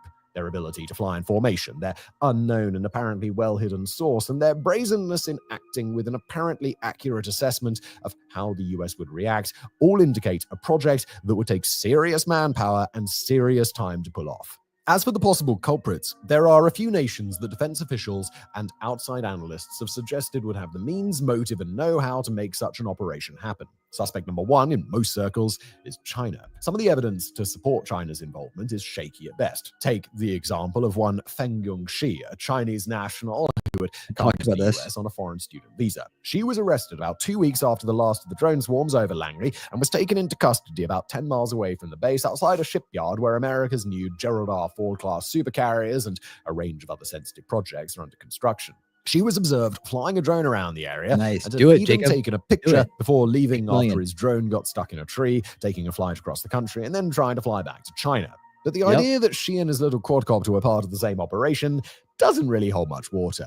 To paraphrase Xi's own lawyer, if that was Xi's attempt at spying, then the guy was a truly horrific secret agent. Instead, more serious attempts to tie China to the drone swarms focus on a few key factors. China is, of course, very interested in collecting surveillance data on its main adversary, the United States. It's got the money, the operational capacity, and the planning capabilities to be able to pull off a reconnaissance effort of this kind. And the United States has been increasingly tuned into the efforts of Chinese businesses, often with close ties to the country's government, that have attempted to purchase large amounts of land near vital US military bases. In one famous recent case, a Chinese company attempted to build a corn processing plant about 12 miles from the Grand Forks Air Force Base in the state of North Dakota. There, the US runs a wide range of sensitive operations. At the time of writing, the US has just finalized a new rule that will allow the government to carefully review purchases of real estate near US military bases, something it couldn't do before outside of small radius just beyond the base's perimeter.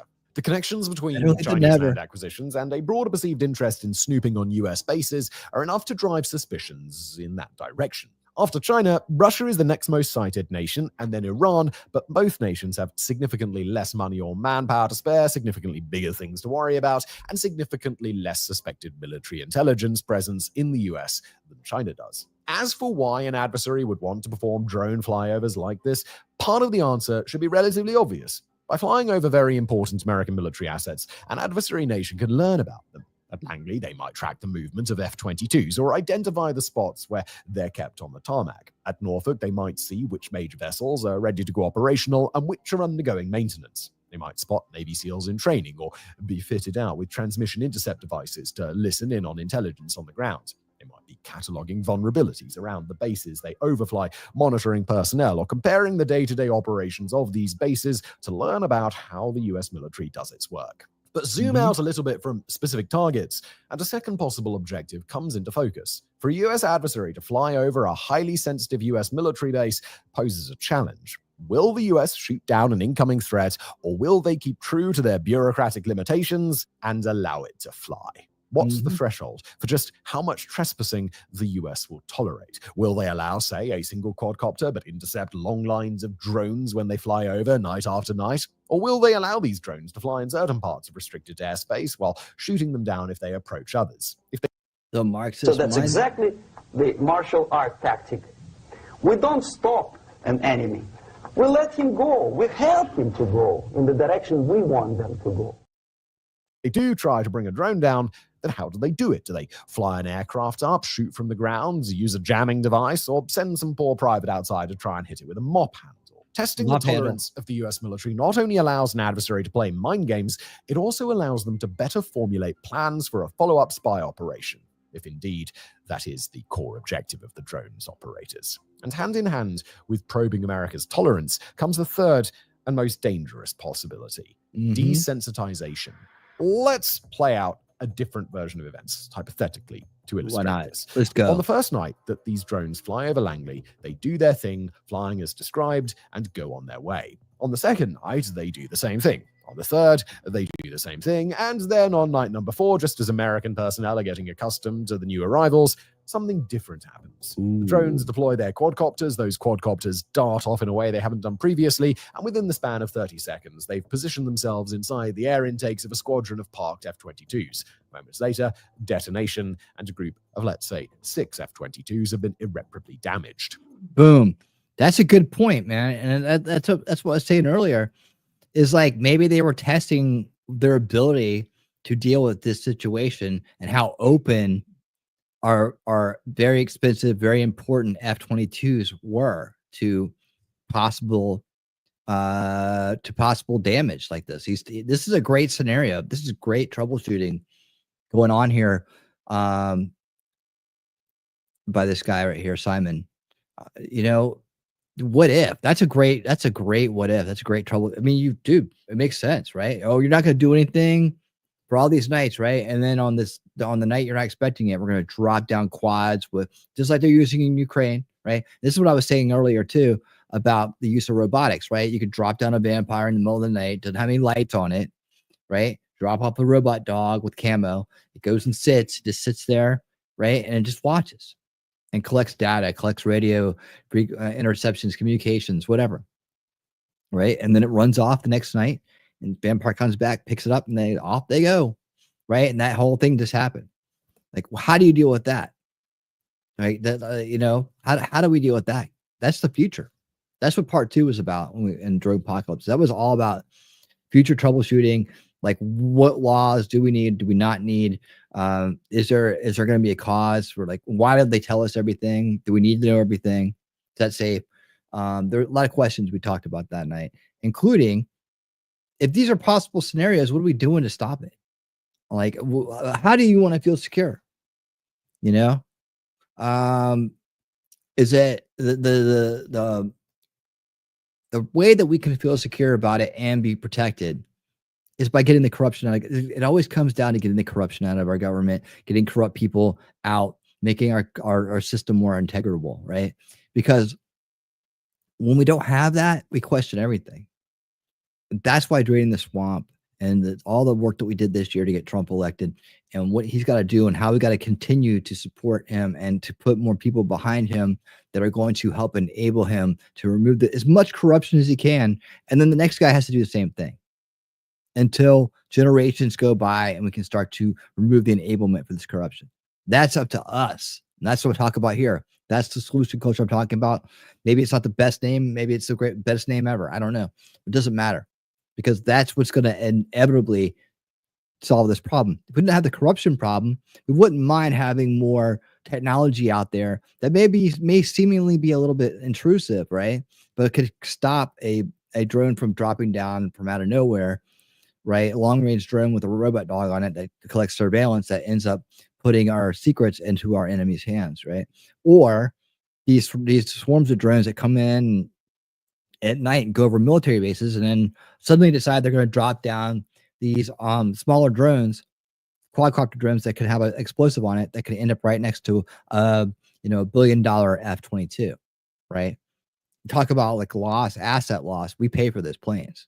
And those planes are there as the most badass planes on the planet to protect us from places like Russia and China and other places that are real enemies, that are authoritarian governments that would love everything that we have here, that would love to put us under lock and step, that would love to implement their tyranny here and own our resources here, right? They already do it subversively. So why wouldn't they want to do it? Follow through with that to the military normalization process of actually implementing themselves as the overlords and leaders of the world, right? Everybody. There isn't just one new world order. Everybody has one, right? Everybody has one, right? China has one too. And they always end with them on top, ruling over everything coming to them. And there's one guy somewhere going, I'm going to run it all, right? Everybody wants to rule the world. So it sounds like a good name for a song. All right, let's go. That's multiple billions of dollars of losses, plus several airframes gone for an aircraft with only 187 production copies. Look at that. That's a badass looking plane right there, man. That is a badass looking plane. You see that sucker coming for you, man. You're like, oh man, oh dog. Ever built. Look Finally, at that thing. There's one more possibility that could explain the recent spate of drone incidents in the US, and it's this one that a number of people in the American defense world may be quietly hoping for. That possibility is something called a red cell. Red cells are a vestige of recent American military history. Small units. Anybody want to what's a red cell? Wolfram, Jacob. Anybody want to jump in on this red cell? What's going on with this red cell? What is a red cell? He's going to explain it. Who's up to date on their cell technology, their cell terminology? Who's up to date on that? Who's up to date on that? Anybody know what a red cell is? Is it like a zebra alert? Do we have a zebra alert going down here? We don't need a zebra alert. I hope you guys know to always wear your zebra badge on your lapel, right? Always put it on your lapel in case of a zebra alert, because otherwise you'll get your face shot off. Right? The Marines will come out of nowhere. Boom, zebra alert. Sorry, just doing my job. Members who demonstrate the vulnerabilities. Thank you, Sir Frank Otter. Let's see how this comes out here. Red cell. That are tasked with attempting to exploit vulnerabilities. Oh, Sir Frank Otter for the win. Nice. All right, stand down. No zebra alert needed. America's national defense on behalf of the American government. They're the military equivalent of a white hat hacker hired by, say, a large digitally based corporation to try their very best to hack into the system and then tell their client exactly how they did so that those vulnerabilities can be patched in the future. The US has operated. I think this is what T-Rex was trying to say in his own funny way, was that, testing technologies. And I said, well, if you're going to go with that narrative, you need to do some more work on that. It's not a bad take, but where, what, who, when? That's what I said. Just like, and so here we go. It's he would have got an A+ if he'd come back with red cell and explained about the military bases, but he didn't. So no A+ for you. Cells during the 1980s and in the post 9/11 years, and each time those red cells have had far greater latitude to innovate and leverage government resources than typical simulated adversary forces. Perhaps in an effort to harden American bases to future attack, a similar effort could be underway now, although it's certainly not the most likely explanation. Why not? I think you said that perfectly. You said that up perfectly. Okay, why isn't it the most likely? It's pretty good. Pretty good. It's pretty good. I mean, I'll rank it up there. I gotta say, I've been watching this stuff from the beginning. Pretty damn good explanation. Why not? I mean, it's better than the alternative, right? It's better than our foreign adversaries or have shit that we can't deal with. Story at 11. It's better than that. pen testing of military bases. I mean, I'd like to know. I like to think we're that efficient. We got our shit together. I mean, I know it's the military is all woke right now, but come on now. Essentially, government pays them to go in and try to thwart their security. Indeed. And penetration testing. Oh no. Oh no. I know what's coming next. But no, that makes sense. And actually, I think that when you take everything into consideration, right? When you take it all into consideration, I think that's probably one of the most likely explanations there is.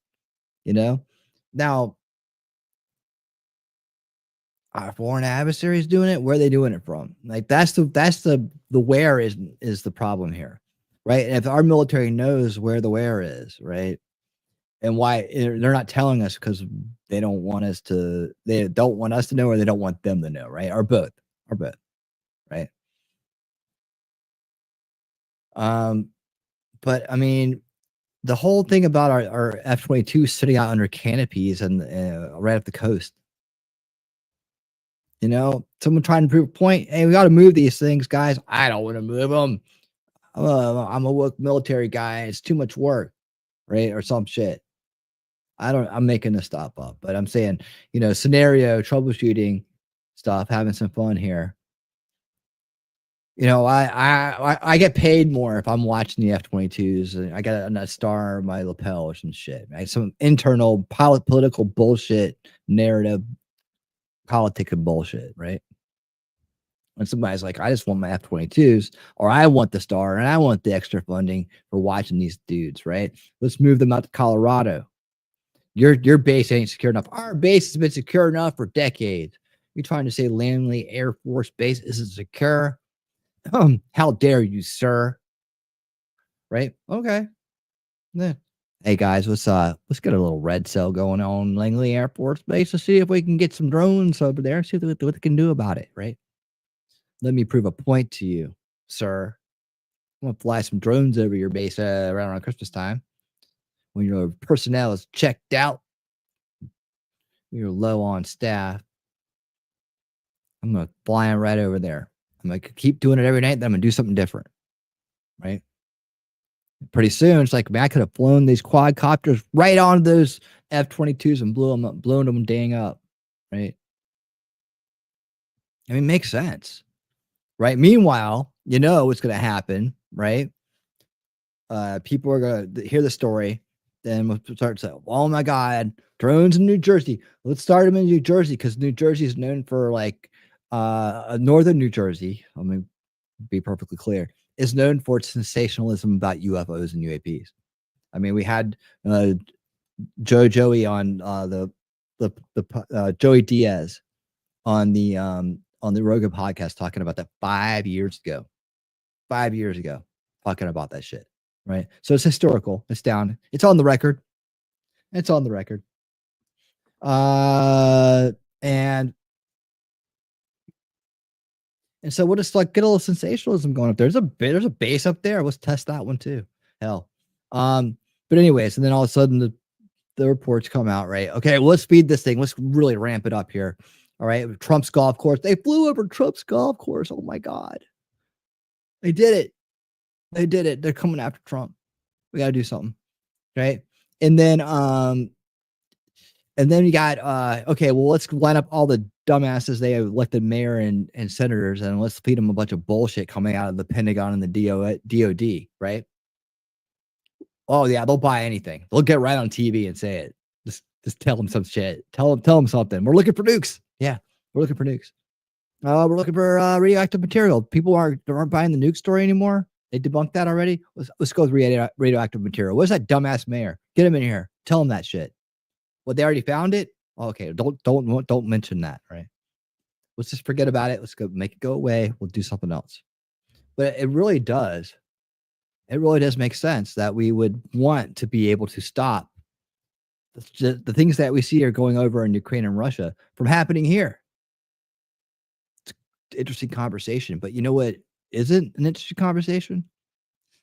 Rogue military, underground black ops, alien technology, alien UFO rabbit hole bullshit, Dr. Stephen Greer, and conspiracy grifter YouTubers that are out there trying to get clicks and views that muddy the waters. You know, they help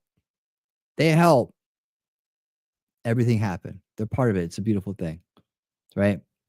Whether that's a good thing or a bad thing. At the same time, the same situation has helped the establishment continue to be corrupt. Russia. It helped them lock us down. It helped them do other things. Mass hysteria, people being greedy, people grifting, people wanting attention. All these things lead to some of the things that we have to deal with as base people. And we're sitting here going, God, man, what the hell's wrong with this world? Why is it like that? You know, why are people so dumb? Why won't they listen? Why won't they see the media lies to them? You know, we wonder. And then shit like this happens. And guess what? It'll happen again. What do you think is going to happen with this recent bombing thing? Think people are just going to accept the fact that it was a terrorist cell? Is it going to spear off into, oh, you know, the deep state did it? Is it going to, I mean, bombs went off, things happen, right? Where's it going to go? Who's going to sensationalize it? Who's going to grift it? Who's going to call it a CIA inside job first? I bet I know. Right? I bet I know. And they'll be like, well, you know, Waco and all those other places that happened. A lot of things happen. A lot of times happen. And that's why this is what it is. Freaking, we dropped ice in a cloud in Vietnam to make it rain. And now every time there's a hurricane, it's a weather weapon.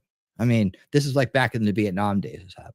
Now every time it's, oh man, they could steer hurricanes, you know, coming right at us.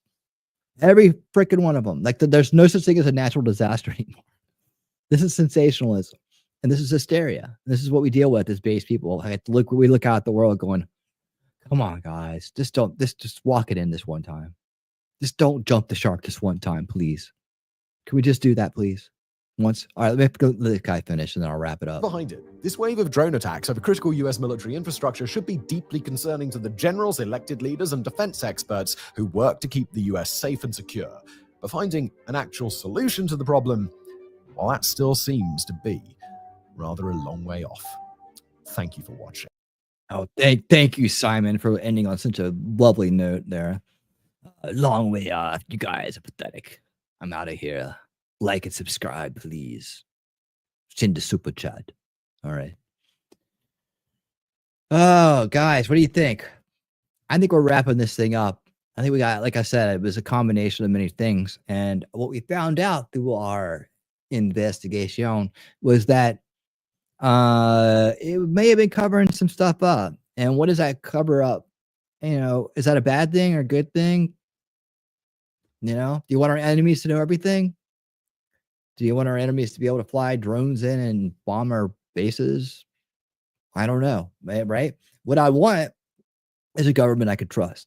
And I want leadership I can trust to tell the truth, to be as transparent as possible without, you know, selling us out, really. And one I don't have to worry about, right? One that can't be grifted by the grifters. Well, what is it a CIA inside job if we totally redo the CIA? All right. Was the FBI behind it if Kash Patel is in charge and he's reformed everything? Right? If we do actually see justice for the people who have done crimes from within our government and our intelligence agencies, can we still blame them? Can we ever feel secure with our military? We got people that were in the military in the crowd right now. Thank you guys for your service. I love having you be part of this base crowd. No surprise that you're here, having done the things and faced the things that you faced in your life and made the sacrifices that you've made in your times and in your ways. No doubt you'd be here. Government's too big, so smaller government. I'm all for that. Let's cut down the spending. Let's cut down the departments. Let's make it constitutional. I'm an all Ron Paul guy. Of course I want small government. I want constitutional government.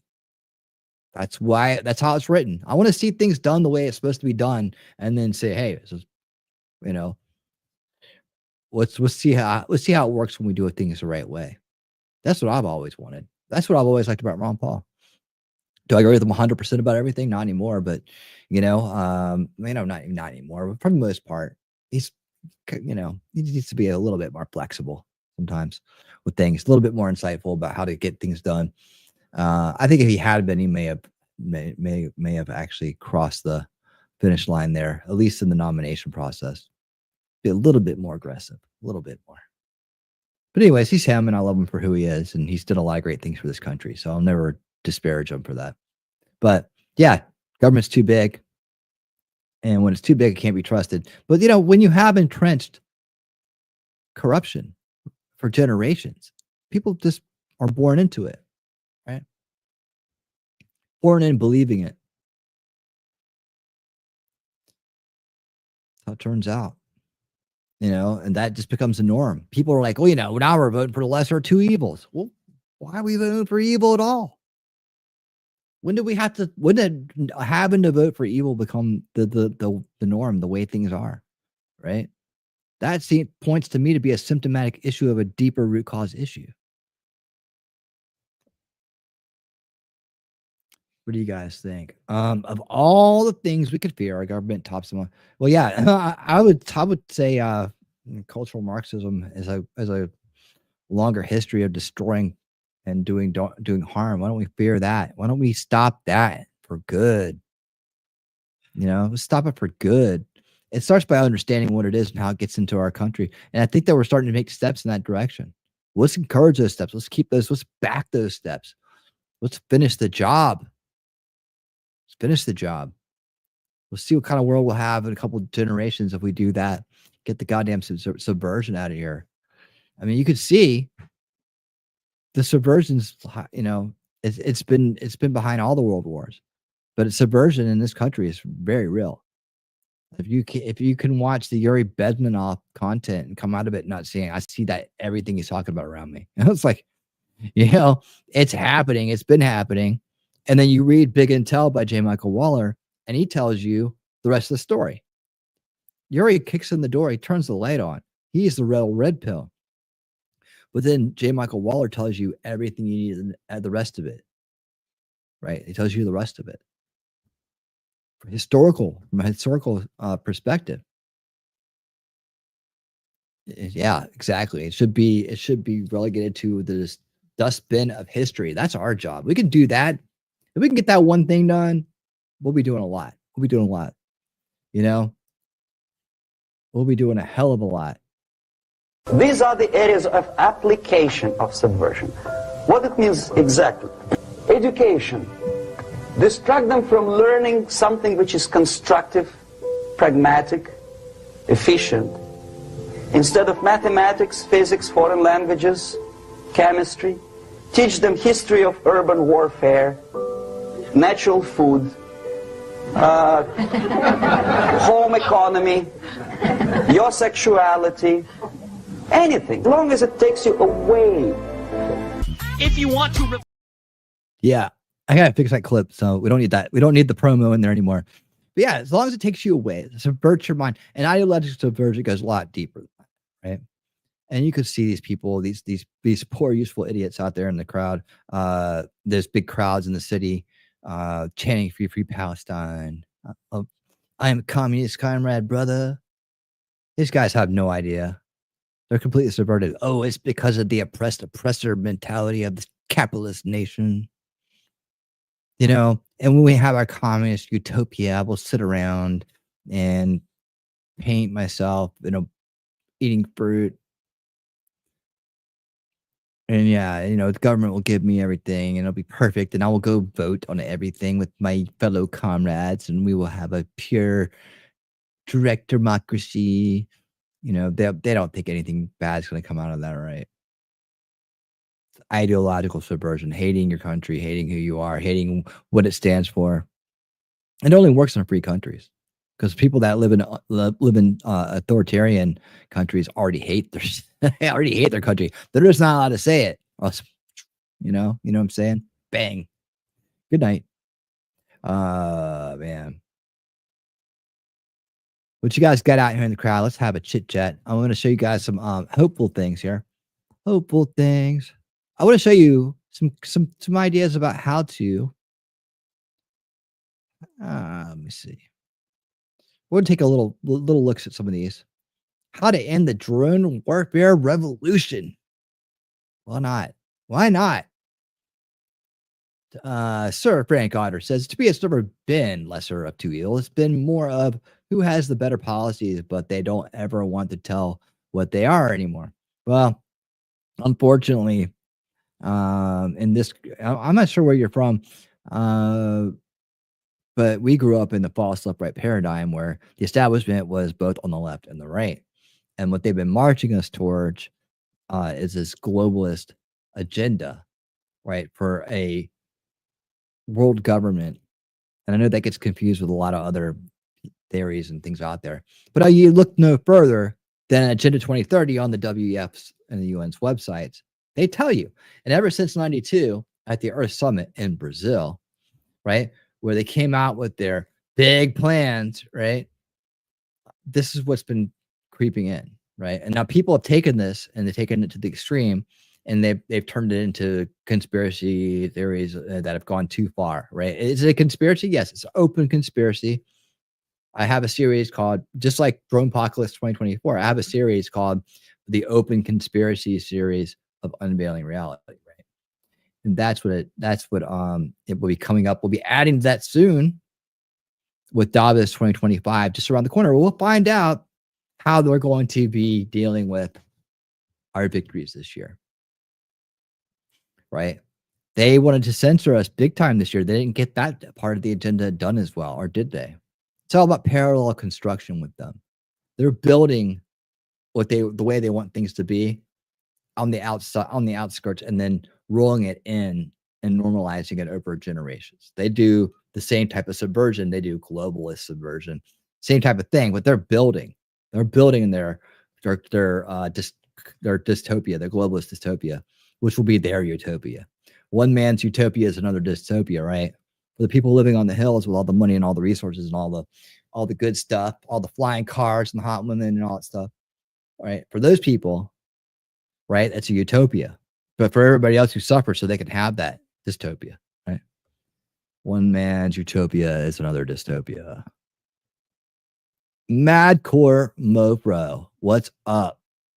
It was last night. Yeah, this is the first show of the year. Ding! I had this January 1st. What do you know? Yep, a little after midnight. We decided we're gonna win real. So we'll see how it goes, man. We'll see how it goes. Go big or go home. That's where we're at right now. We got a lot of work to do, though. We got a lot of fun. We got a fun year ahead of us. A lot of fun years ahead of us, hopefully.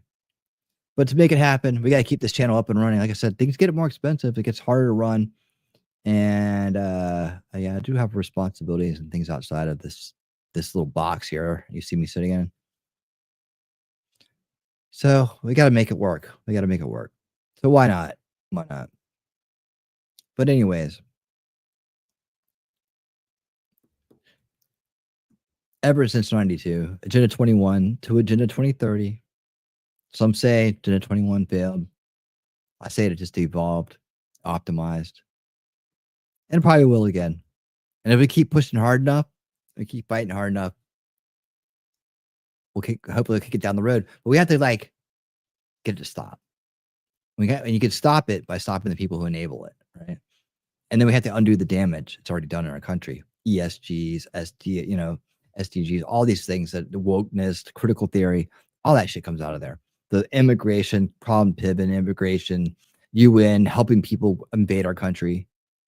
They should be charged. They should be put out of business for that. We can't keep hanging on to this shit. So no, that one sucks. We're starting another one that ain't like that. If we need a world meeting place, right? Well, I call it the big world meeting. But you ain't having a world government, right? That shit ain't gonna work. You can't put all the power in one people's hands, even if you disguise it as treaties and agendas, right? You train up your little minions and put them in our government and put them in places of power. And you got your donor class, your mega donor class with George Soros and all the other mega donor tyrants trying to work for their utopia, not ours. Their utopia. Let's see. Man, look, I'm against anything that's going to make the kids hungry. All right? Especially mine.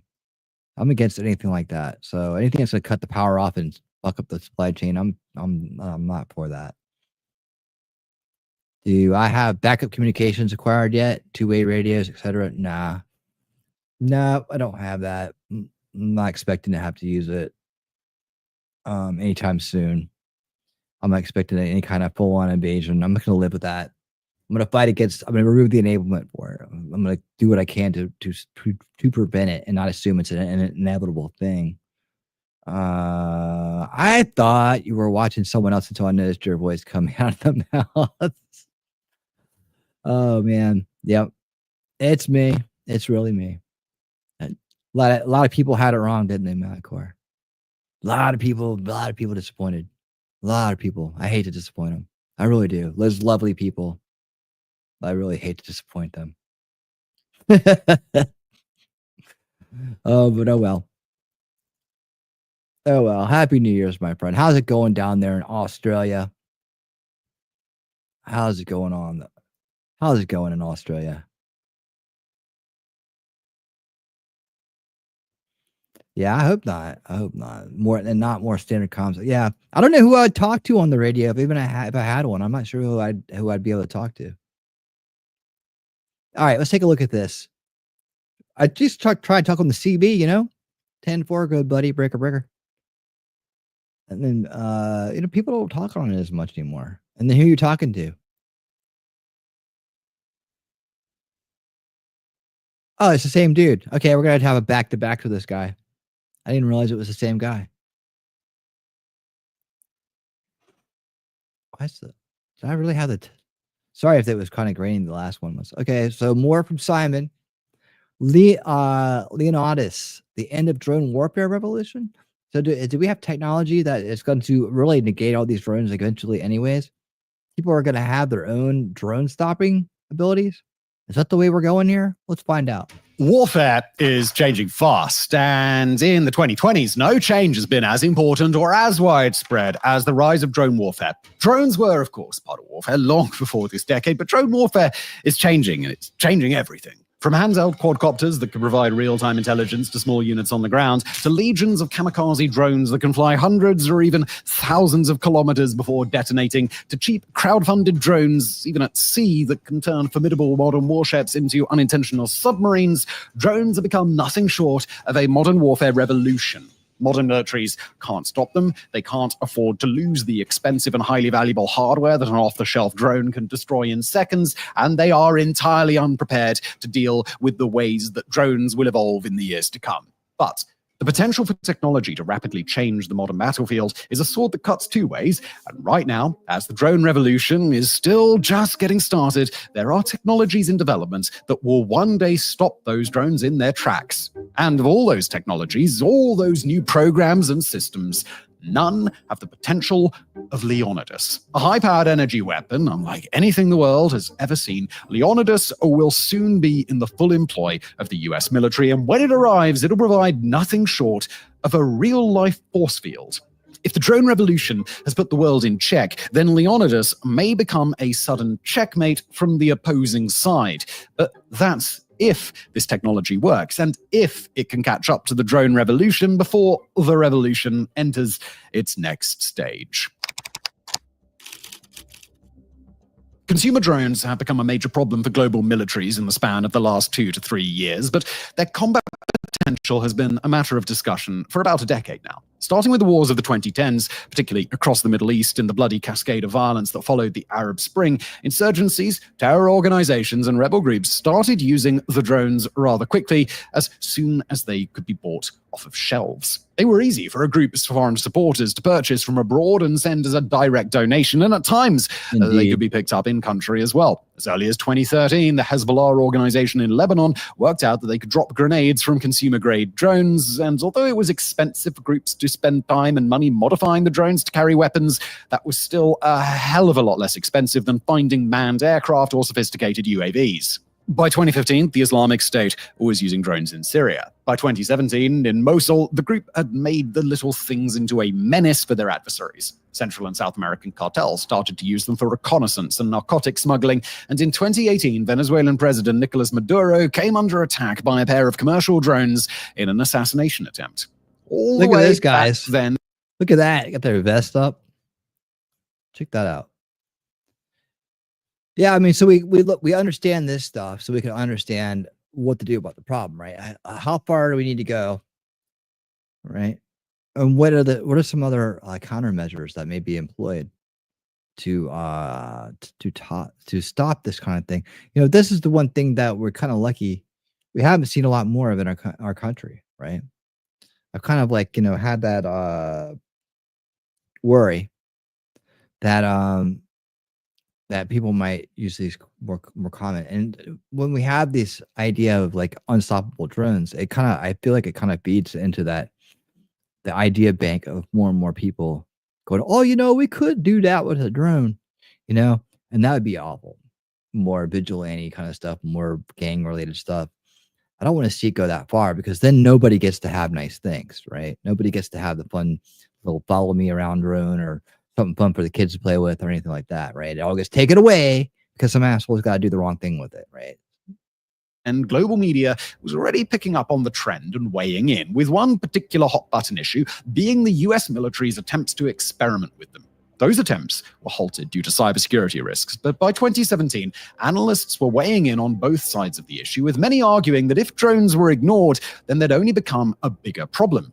National security outlet Defense One published an article in that same year titled, "I Could Kill You with a Consumer Drone," citing private research from the previous year that showed a rapid increase in the use of drones in combat zones by terrorist insurgencies. But in a newly emerging situation that saw much of the world left oblivious and elicited little more than a detached sense of curiosity from most people who knew of it, the quiet emergence of consumer drone warfare appeared to a select few to be an opportunity. The few in question would found a company called Epirus, named in homage to an ancient Greek state that rose to prominence in the 270s BCE.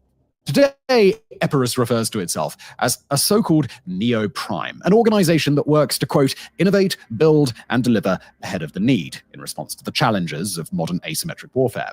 But in the months after it was founded in 2018, the startup was quietly bringing together people from across the American defense and tech world who knew enough to see where this new trend toward drone warfare was headed. The US military hadn't issued any calls yet for a system that could nullify the threat that cheap aerial drones posed, or at least they hadn't issued any calls publicly.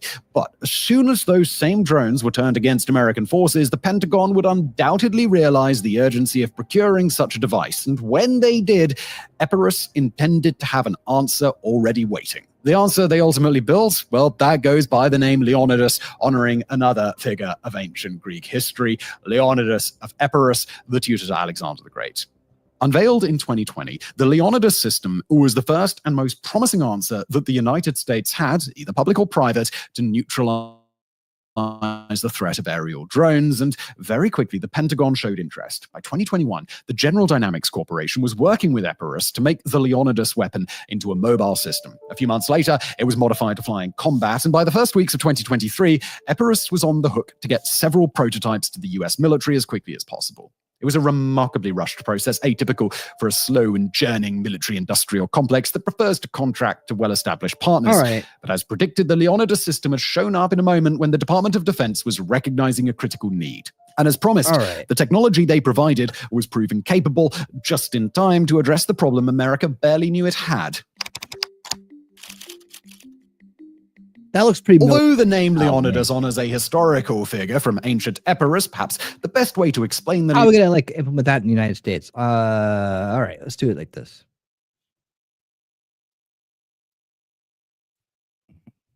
We got something to say.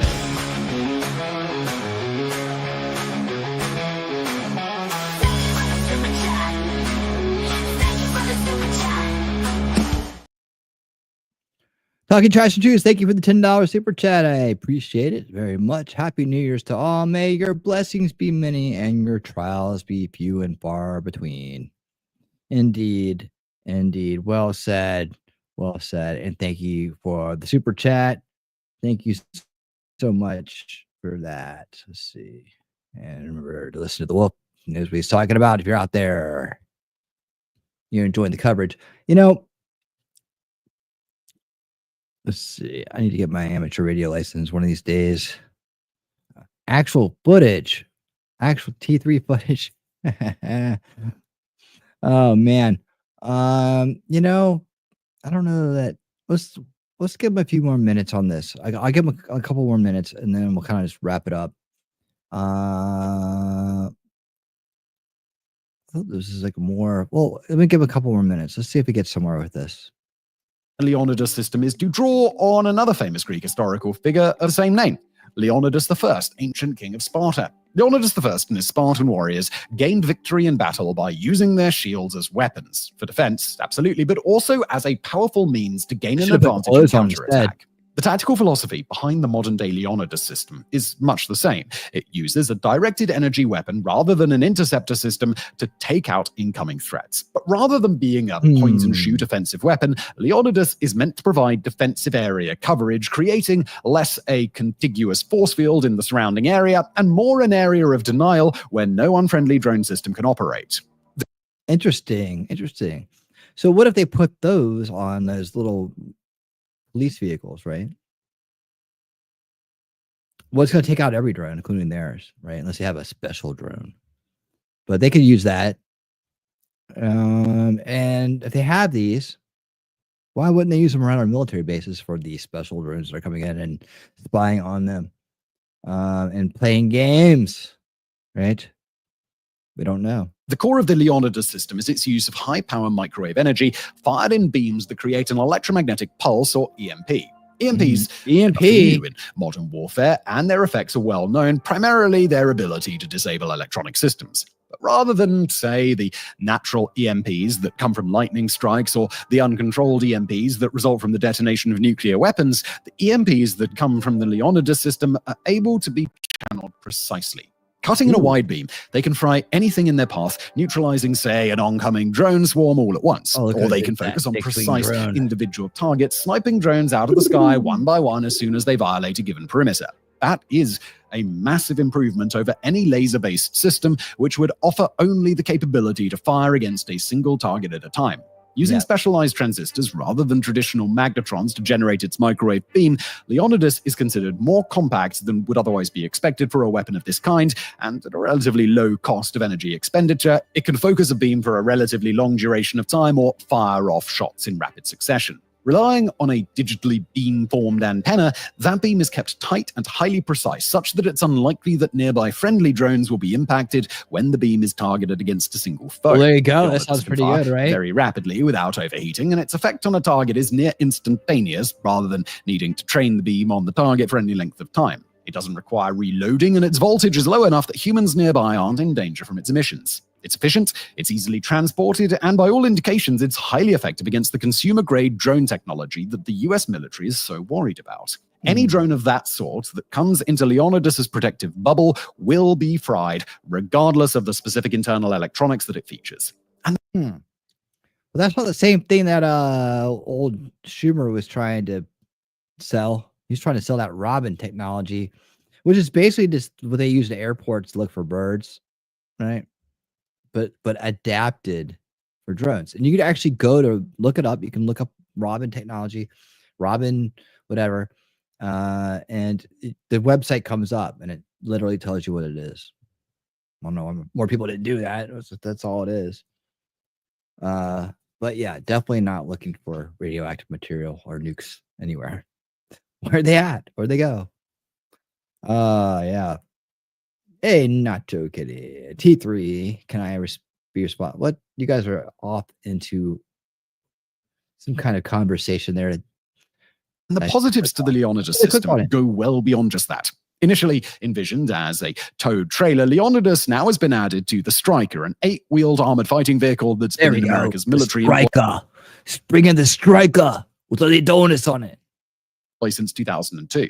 The Striker is well armored, it's armed for its own defense, and it can drive under its own power at speeds of up to 60 miles per hour, nearly 100 kilometers per hour, while requiring minimal crew to operate. The software Leonidas carries offers a range of benefits, but most important of all, it's able to distinguish between friend and foe. That means Look at that. I mean, it just keeps getting better and better, doesn't it? Means that rather than simply creating an indiscriminate anti-drone force field, it creates a safe zone for friendly drones to operate while adversary devices have little hope of survival. Not only that, beauty indeed. But the friend or foe system can be programmed to fit a given situation, enforcing, say, a no-fly zone or ignoring adversaries outside of a certain critical zone. The system has been adapted into an aerial attachment pod, giving it the option to be fitted onto a heavy-lift drone of its own and defend in mid-air. It's also in the process of being miniaturized and can, at this stage, be crammed into the back of a pickup truck without too much trouble. The technology is ruggedized, meaning that it can take a beating and continue to function, while the Leonidas pod takes it a licking and keeps on ticking. Pod is adapted to integrate with all manner of existing UAVs and could probably be grafted onto manned aircraft as well. And because Leonidas targets the electronic systems of a drone directly, rather than simply cutting it off from radio operators, it's just as successful in stopping fully autonomous drones that don't require active operator control in order to function. Finally, Leonidas has shown that it can be useful against not only aerial drones, but sea drones. And at the time of writing, tests have already demonstrated that it can disable a sea vessel's outboard motor in addition to basically any other sort of electronics that an operator could point it at. Perhaps most important out of any of its design elements is the focus on keeping the Leonidas system modular and easily adaptable. This is a feature of many modern US military technologies, especially ones that rely on software to function. After all, America would rather avoid the problems it's dealing with in, say, its F-22 Raptor, a highly sophisticated aircraft that still runs on software that was up to date in the 1990s. Like many more modern systems, Leonidas is built in a way that should make its hardware compatible with future enhancements and uses software systems that can have new elements grafted on or can be outright replaced or overwritten as necessary in future decades. The hope is that as new capabilities become available and as adversaries get better at dealing with Leonidas, the technology can be quickly updated and rushed back into the fight without skipping a beat. As of now, Leonidas has gone through several iterations, and while the airborne Leonidas pod is still being adapted to heavy-lift drones, the ground-based version is ready for testing. In January of 2023, the US cut the Epirus Corporation a check for $66 million after it beat out 6 different competitors with the expectation that the check would be used to develop 4 prototypes as soon as possible. 14 months later, all 4 prototypes have been delivered, and for about half a year now, they've been in the hands of the US government. According to statements by the US Army's Chief of Staff, General Randy George, some of the prototypes are now in the Middle East for real-life testing. That's a threat environment where Iran-backed militias in Syria and Iraq have launched frequent drone attacks against US service members using Iranian-designed technology and even carried out an attack that killed 3 Americans and injured 47 in January of 2024 at an outpost called Tower 22. Although it's not entirely clear, it's likely that the Tower 22 attack was a motivating factor in seeing the Leonidas system tested in real-life conditions, since the attack was carried out by a drone that was not correctly identified as an enemy and intercepted on approach by the outpost's pre-existing air defenses. As for how Leonidas is actually doing in those austere conditions, that information isn't yet publicly available. But it's got a rather beatable adversary in front of it, not in the Iran-backed militias, but in another directed energy weapon. This one, a laser system that mounts on striker vehicles for similar air defense missions. Those laser systems have run into some trouble, apparently because it's proving difficult to incorporate higher-powered lasers into rugged machines where they've got to withstand heat, wear, We got that. We got that. We don't need a laser system. We got Leonidas, man. It does all kinds of cool stuff. All right. I think we're good on this, man. I think I've learned everything I can learn from Simon today. Simon, thank you so much. Keep up the great work, my friend. And we'll see. Is there anything else in the playlist? Vortex cannon versus drone? All right. I think we got this, man. Let's put a bow on this Dronepocalypse adventure we've been on, guys. I think that it's been a lot of fun, and I think we've learned something. I'll tell you what, I'm glad I did it. I'm glad we did this. Not only that, because the just degrifting Stephen Greer was probably one of the highlights of the year. That guy is so bad. I can go on and on. You guys want me to go on for another 10 minutes about Stephen Greer and how bad his story is? I ought to break it down to highlights. I feel like just doing it again just for fun. It was so much fun. From the zebra alerts to the $10 billion bribe after a couple of years of having a Close Encounters of the Fifth Kind New Agey group. And by the way, if anybody wants to talk to aliens, just send me $5,000 and I'll help you do it. All right. Just letting you know. But if you do like the channel, you can always super chat and I will put you on screen and I'll thank you. And but those funds will go to help support the channel. I got editing software, I got StreamYard software, I got AI software, I got things, internet. Well, I had the internet anyways, but all this new equipment, I got all that stuff. But that's fine. I'm doing it for the cause. But if you want to be part of the cause too, feel free to be a member. You can become a permanent part of the member circle just by clicking that little join button, and you'll be in this list of greatness. The list of greatness here. It's going across the bottom of the screen. One thing. If Just Dawn is still here, I wanted to ask her if she found out anything about Mimsy. I still think about that, so let me know. You can see, yeah, if you don't want to talk to aliens, I understand. $5,000 is a lot, but alien talk ain't cheap, man. And those suckers, they're way more advanced. They're fierce negotiators. They've seen it all, so I ain't pulling any fast ones over on them. So they say 5,000. Well, it's 4,000. I gotta get a little bit out of it, right? They mean 4,000. They ain't showing up for less. You gotta do the meditation right. You gotta sit down, go and then you gotta sit down at the beach and wait for them to show up way off in the distance. Yeah. So, anyways, yeah, Stephen Greer, Dr. Stephen Greer. Hey, there you are. Did you happen to hear anything about Mimsy? Did you get a chance to do that? I know you probably just brought it up last night. Sorry, you probably haven't had a chance to do anything with that. I didn't even think about that. But if you do, remember I'm waiting to find out. And if you don't find anything else up, yeah, I'm sorry. You probably just told me this last night. I've already forgotten. It's a long night full of excitement and surprises. And some of this.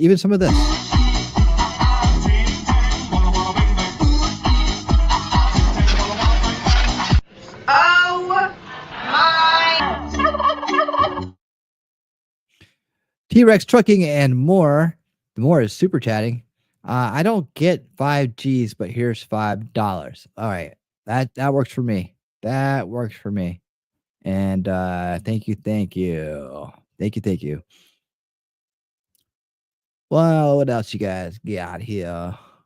I think that's it. Oh yeah, I want to bring up the board one more time. Okay, kiss it goodbye. Kiss the board goodbye for now. Our little Dronepocalypse section of the board. Let's bring it up one more time. It did us well. And as time goes on, I will be trying to use this more. I like this. I like the idea that you could just come down here and click on these videos, get right over the topic like this. We did a lot of good work here, and it'll stand right here until next year, this time when they try to do it again. And I'm going to pull up last year. So I'll be like, guys, remember this? Remember? And we'll go through all the same things. Then maybe we could even project the timeline for this stuff, right? We can project the timeline. And be like, okay, well, right about now, they should be rolling out with some kind of nuclear scare, right? And here come the drone orbs, and then right on time, here comes Stephen Greer with this. This is why it didn't happen last year. You see, last year we had to get executive orders from all around the world, and including Trump, and we just couldn't get it done.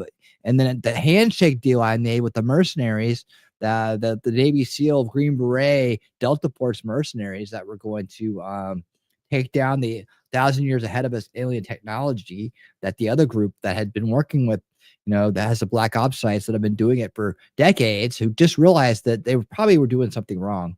All right. Those guys, well, they had some breakdowns in negotiations. So yeah, we'll save that for next year. We'll try to predict when Stephen Greer is going to show up with his latest Stupid grift. And we'll always keep in mind that the establishment never lets a crisis go to waste, but neither do conspiracy grifters.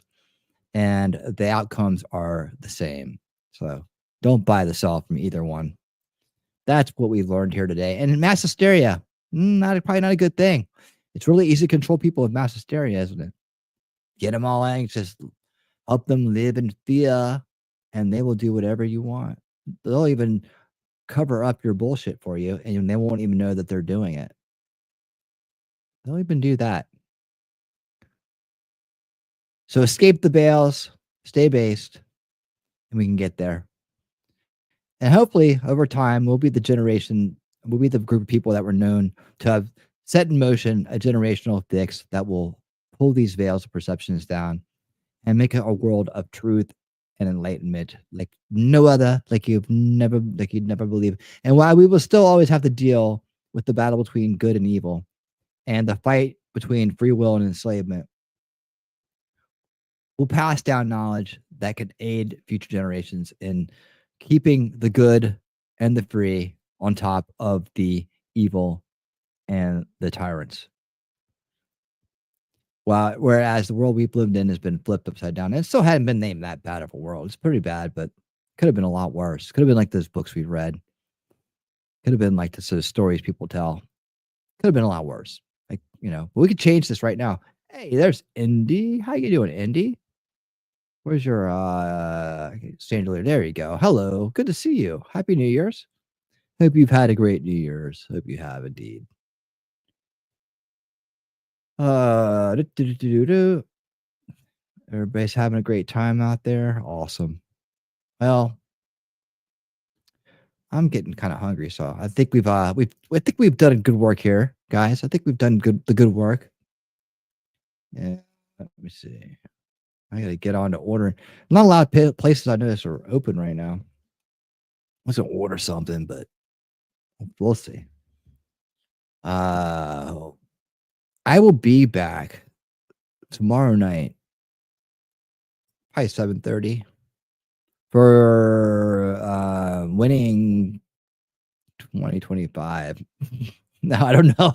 I just realized as I was saying this, I hadn't really solidified the new show name yet. But that's all right. We like surprises, don't we? Surprises are fun, right? Surprises are fun. They're worth showing up for. So 7:30, something will happen. Man, would you guys like me to get Stephen Greer on? How long do you think he would stick around? Do you think I could get him to last an hour? I'll be like, hold on. I'm just gonna write down everything you're saying and let's keep a running list on the screen, right next to his face. Right? Yeah. I'll just keep a running list. Right. Hold on. Let's go back to this real quick. I'll pull it up and down so we can't refer to it. Hold on. You said this is a rogue. Hold on. Wait a minute now. These dates aren't lining up. But I would like to get J. Michael Waller on. Yes, do it. Tell him I'll shoot some flares from a butt for him. Madcore, did you see parts 3 and 4? I did. Did you see that? You should watch. You really should watch the parts 3 and 4 of Dronepocalypse, right? Watch parts 3 and 4.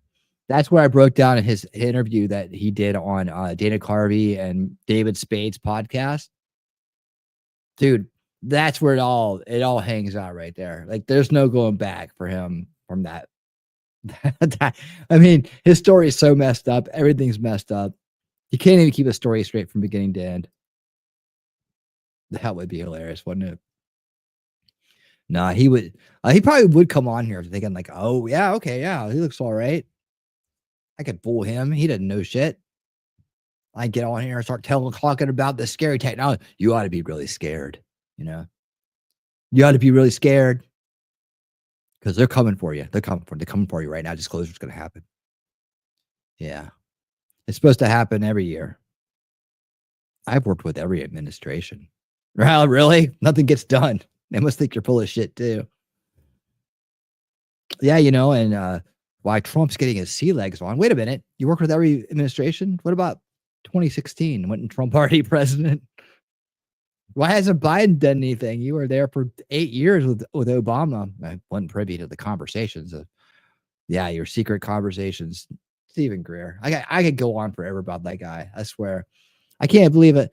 He's made all that money and fooled all those people all these years. It's not even a good grift. I guess the Disclosure Project made it look real visual. Marked people out. I swear, and I will testify for the Congress. Nobody ever asked you to. Must not have thought much about what you were saying. Deep underground bases. Aliens are working. Aliens, we shoot down their UFOs twice a year with our special weapons, and yet they work alongside us. They're not slaves. We're not keeping them as slaves or anything. Pets, little pets. Dude, ridiculous. Tell him about himself. Yeah, I'll tell him about. Let me tell you about yous. Tell you about yous. That's what I'm gonna do. Yep. All right, guys. Thank you guys so much for being here. Something will happen tomorrow night. Make sure you stop on by. We'll be talking about all the politics. We'll talk about. I'll give the bombing stuff a little bit time to simmer and see what pops out of that. But it looks like a terrorist attack. Why go into more about it than what it is. I don't like to enable terrorists and give them popularity. Like to get that here, right? But anyways, right now it is what it is. A bunch of crazy people did something bad to other people. Nobody got hurt though. The only person that really got killed was the guy who was in the van with the bomb. Duh. And they've arrested some other people. And there's a guy who rode through a crowd. Now they're trying to connect the two. Let's see what the other thing I heard was that they're trying to downplay or trying to say that the guy was an active military veteran when he'd been discharged and had made radically Islamic statements. They're trying to downplay all that stuff, political correctness reasons, bullshit, stuff like that. But anyways, who's here? Who's out and about right now? What's going down in this town? Do I have that availability here? Oh, I could send this somewhere. Do you guys want to go somewhere? You want to go for a ride in the car? I'll go for a ride in the car. Let's see. Who wants to go for a ride in the car? Let's see. Sasquatch won't let me redirect to him. Oh, Joe's on. Why not? Remind Joe not to say anything about me sending him the crowd because I don't want him to know. All right. Anyways, no, to tell him I said hi, but don't expect him to say anything about it. Okay, let's get him in here. Good logic. There we go. Anybody else? Okay, we'll go. We should send over to Joe once a week. Maybe he'll send some people over to us one day again. See, last time we did, I got like 100 subscribers, so that'd be cool. Let's do that. All right, guys. Thank you so much for being here. And until next time, everybody stay based and keep on winning.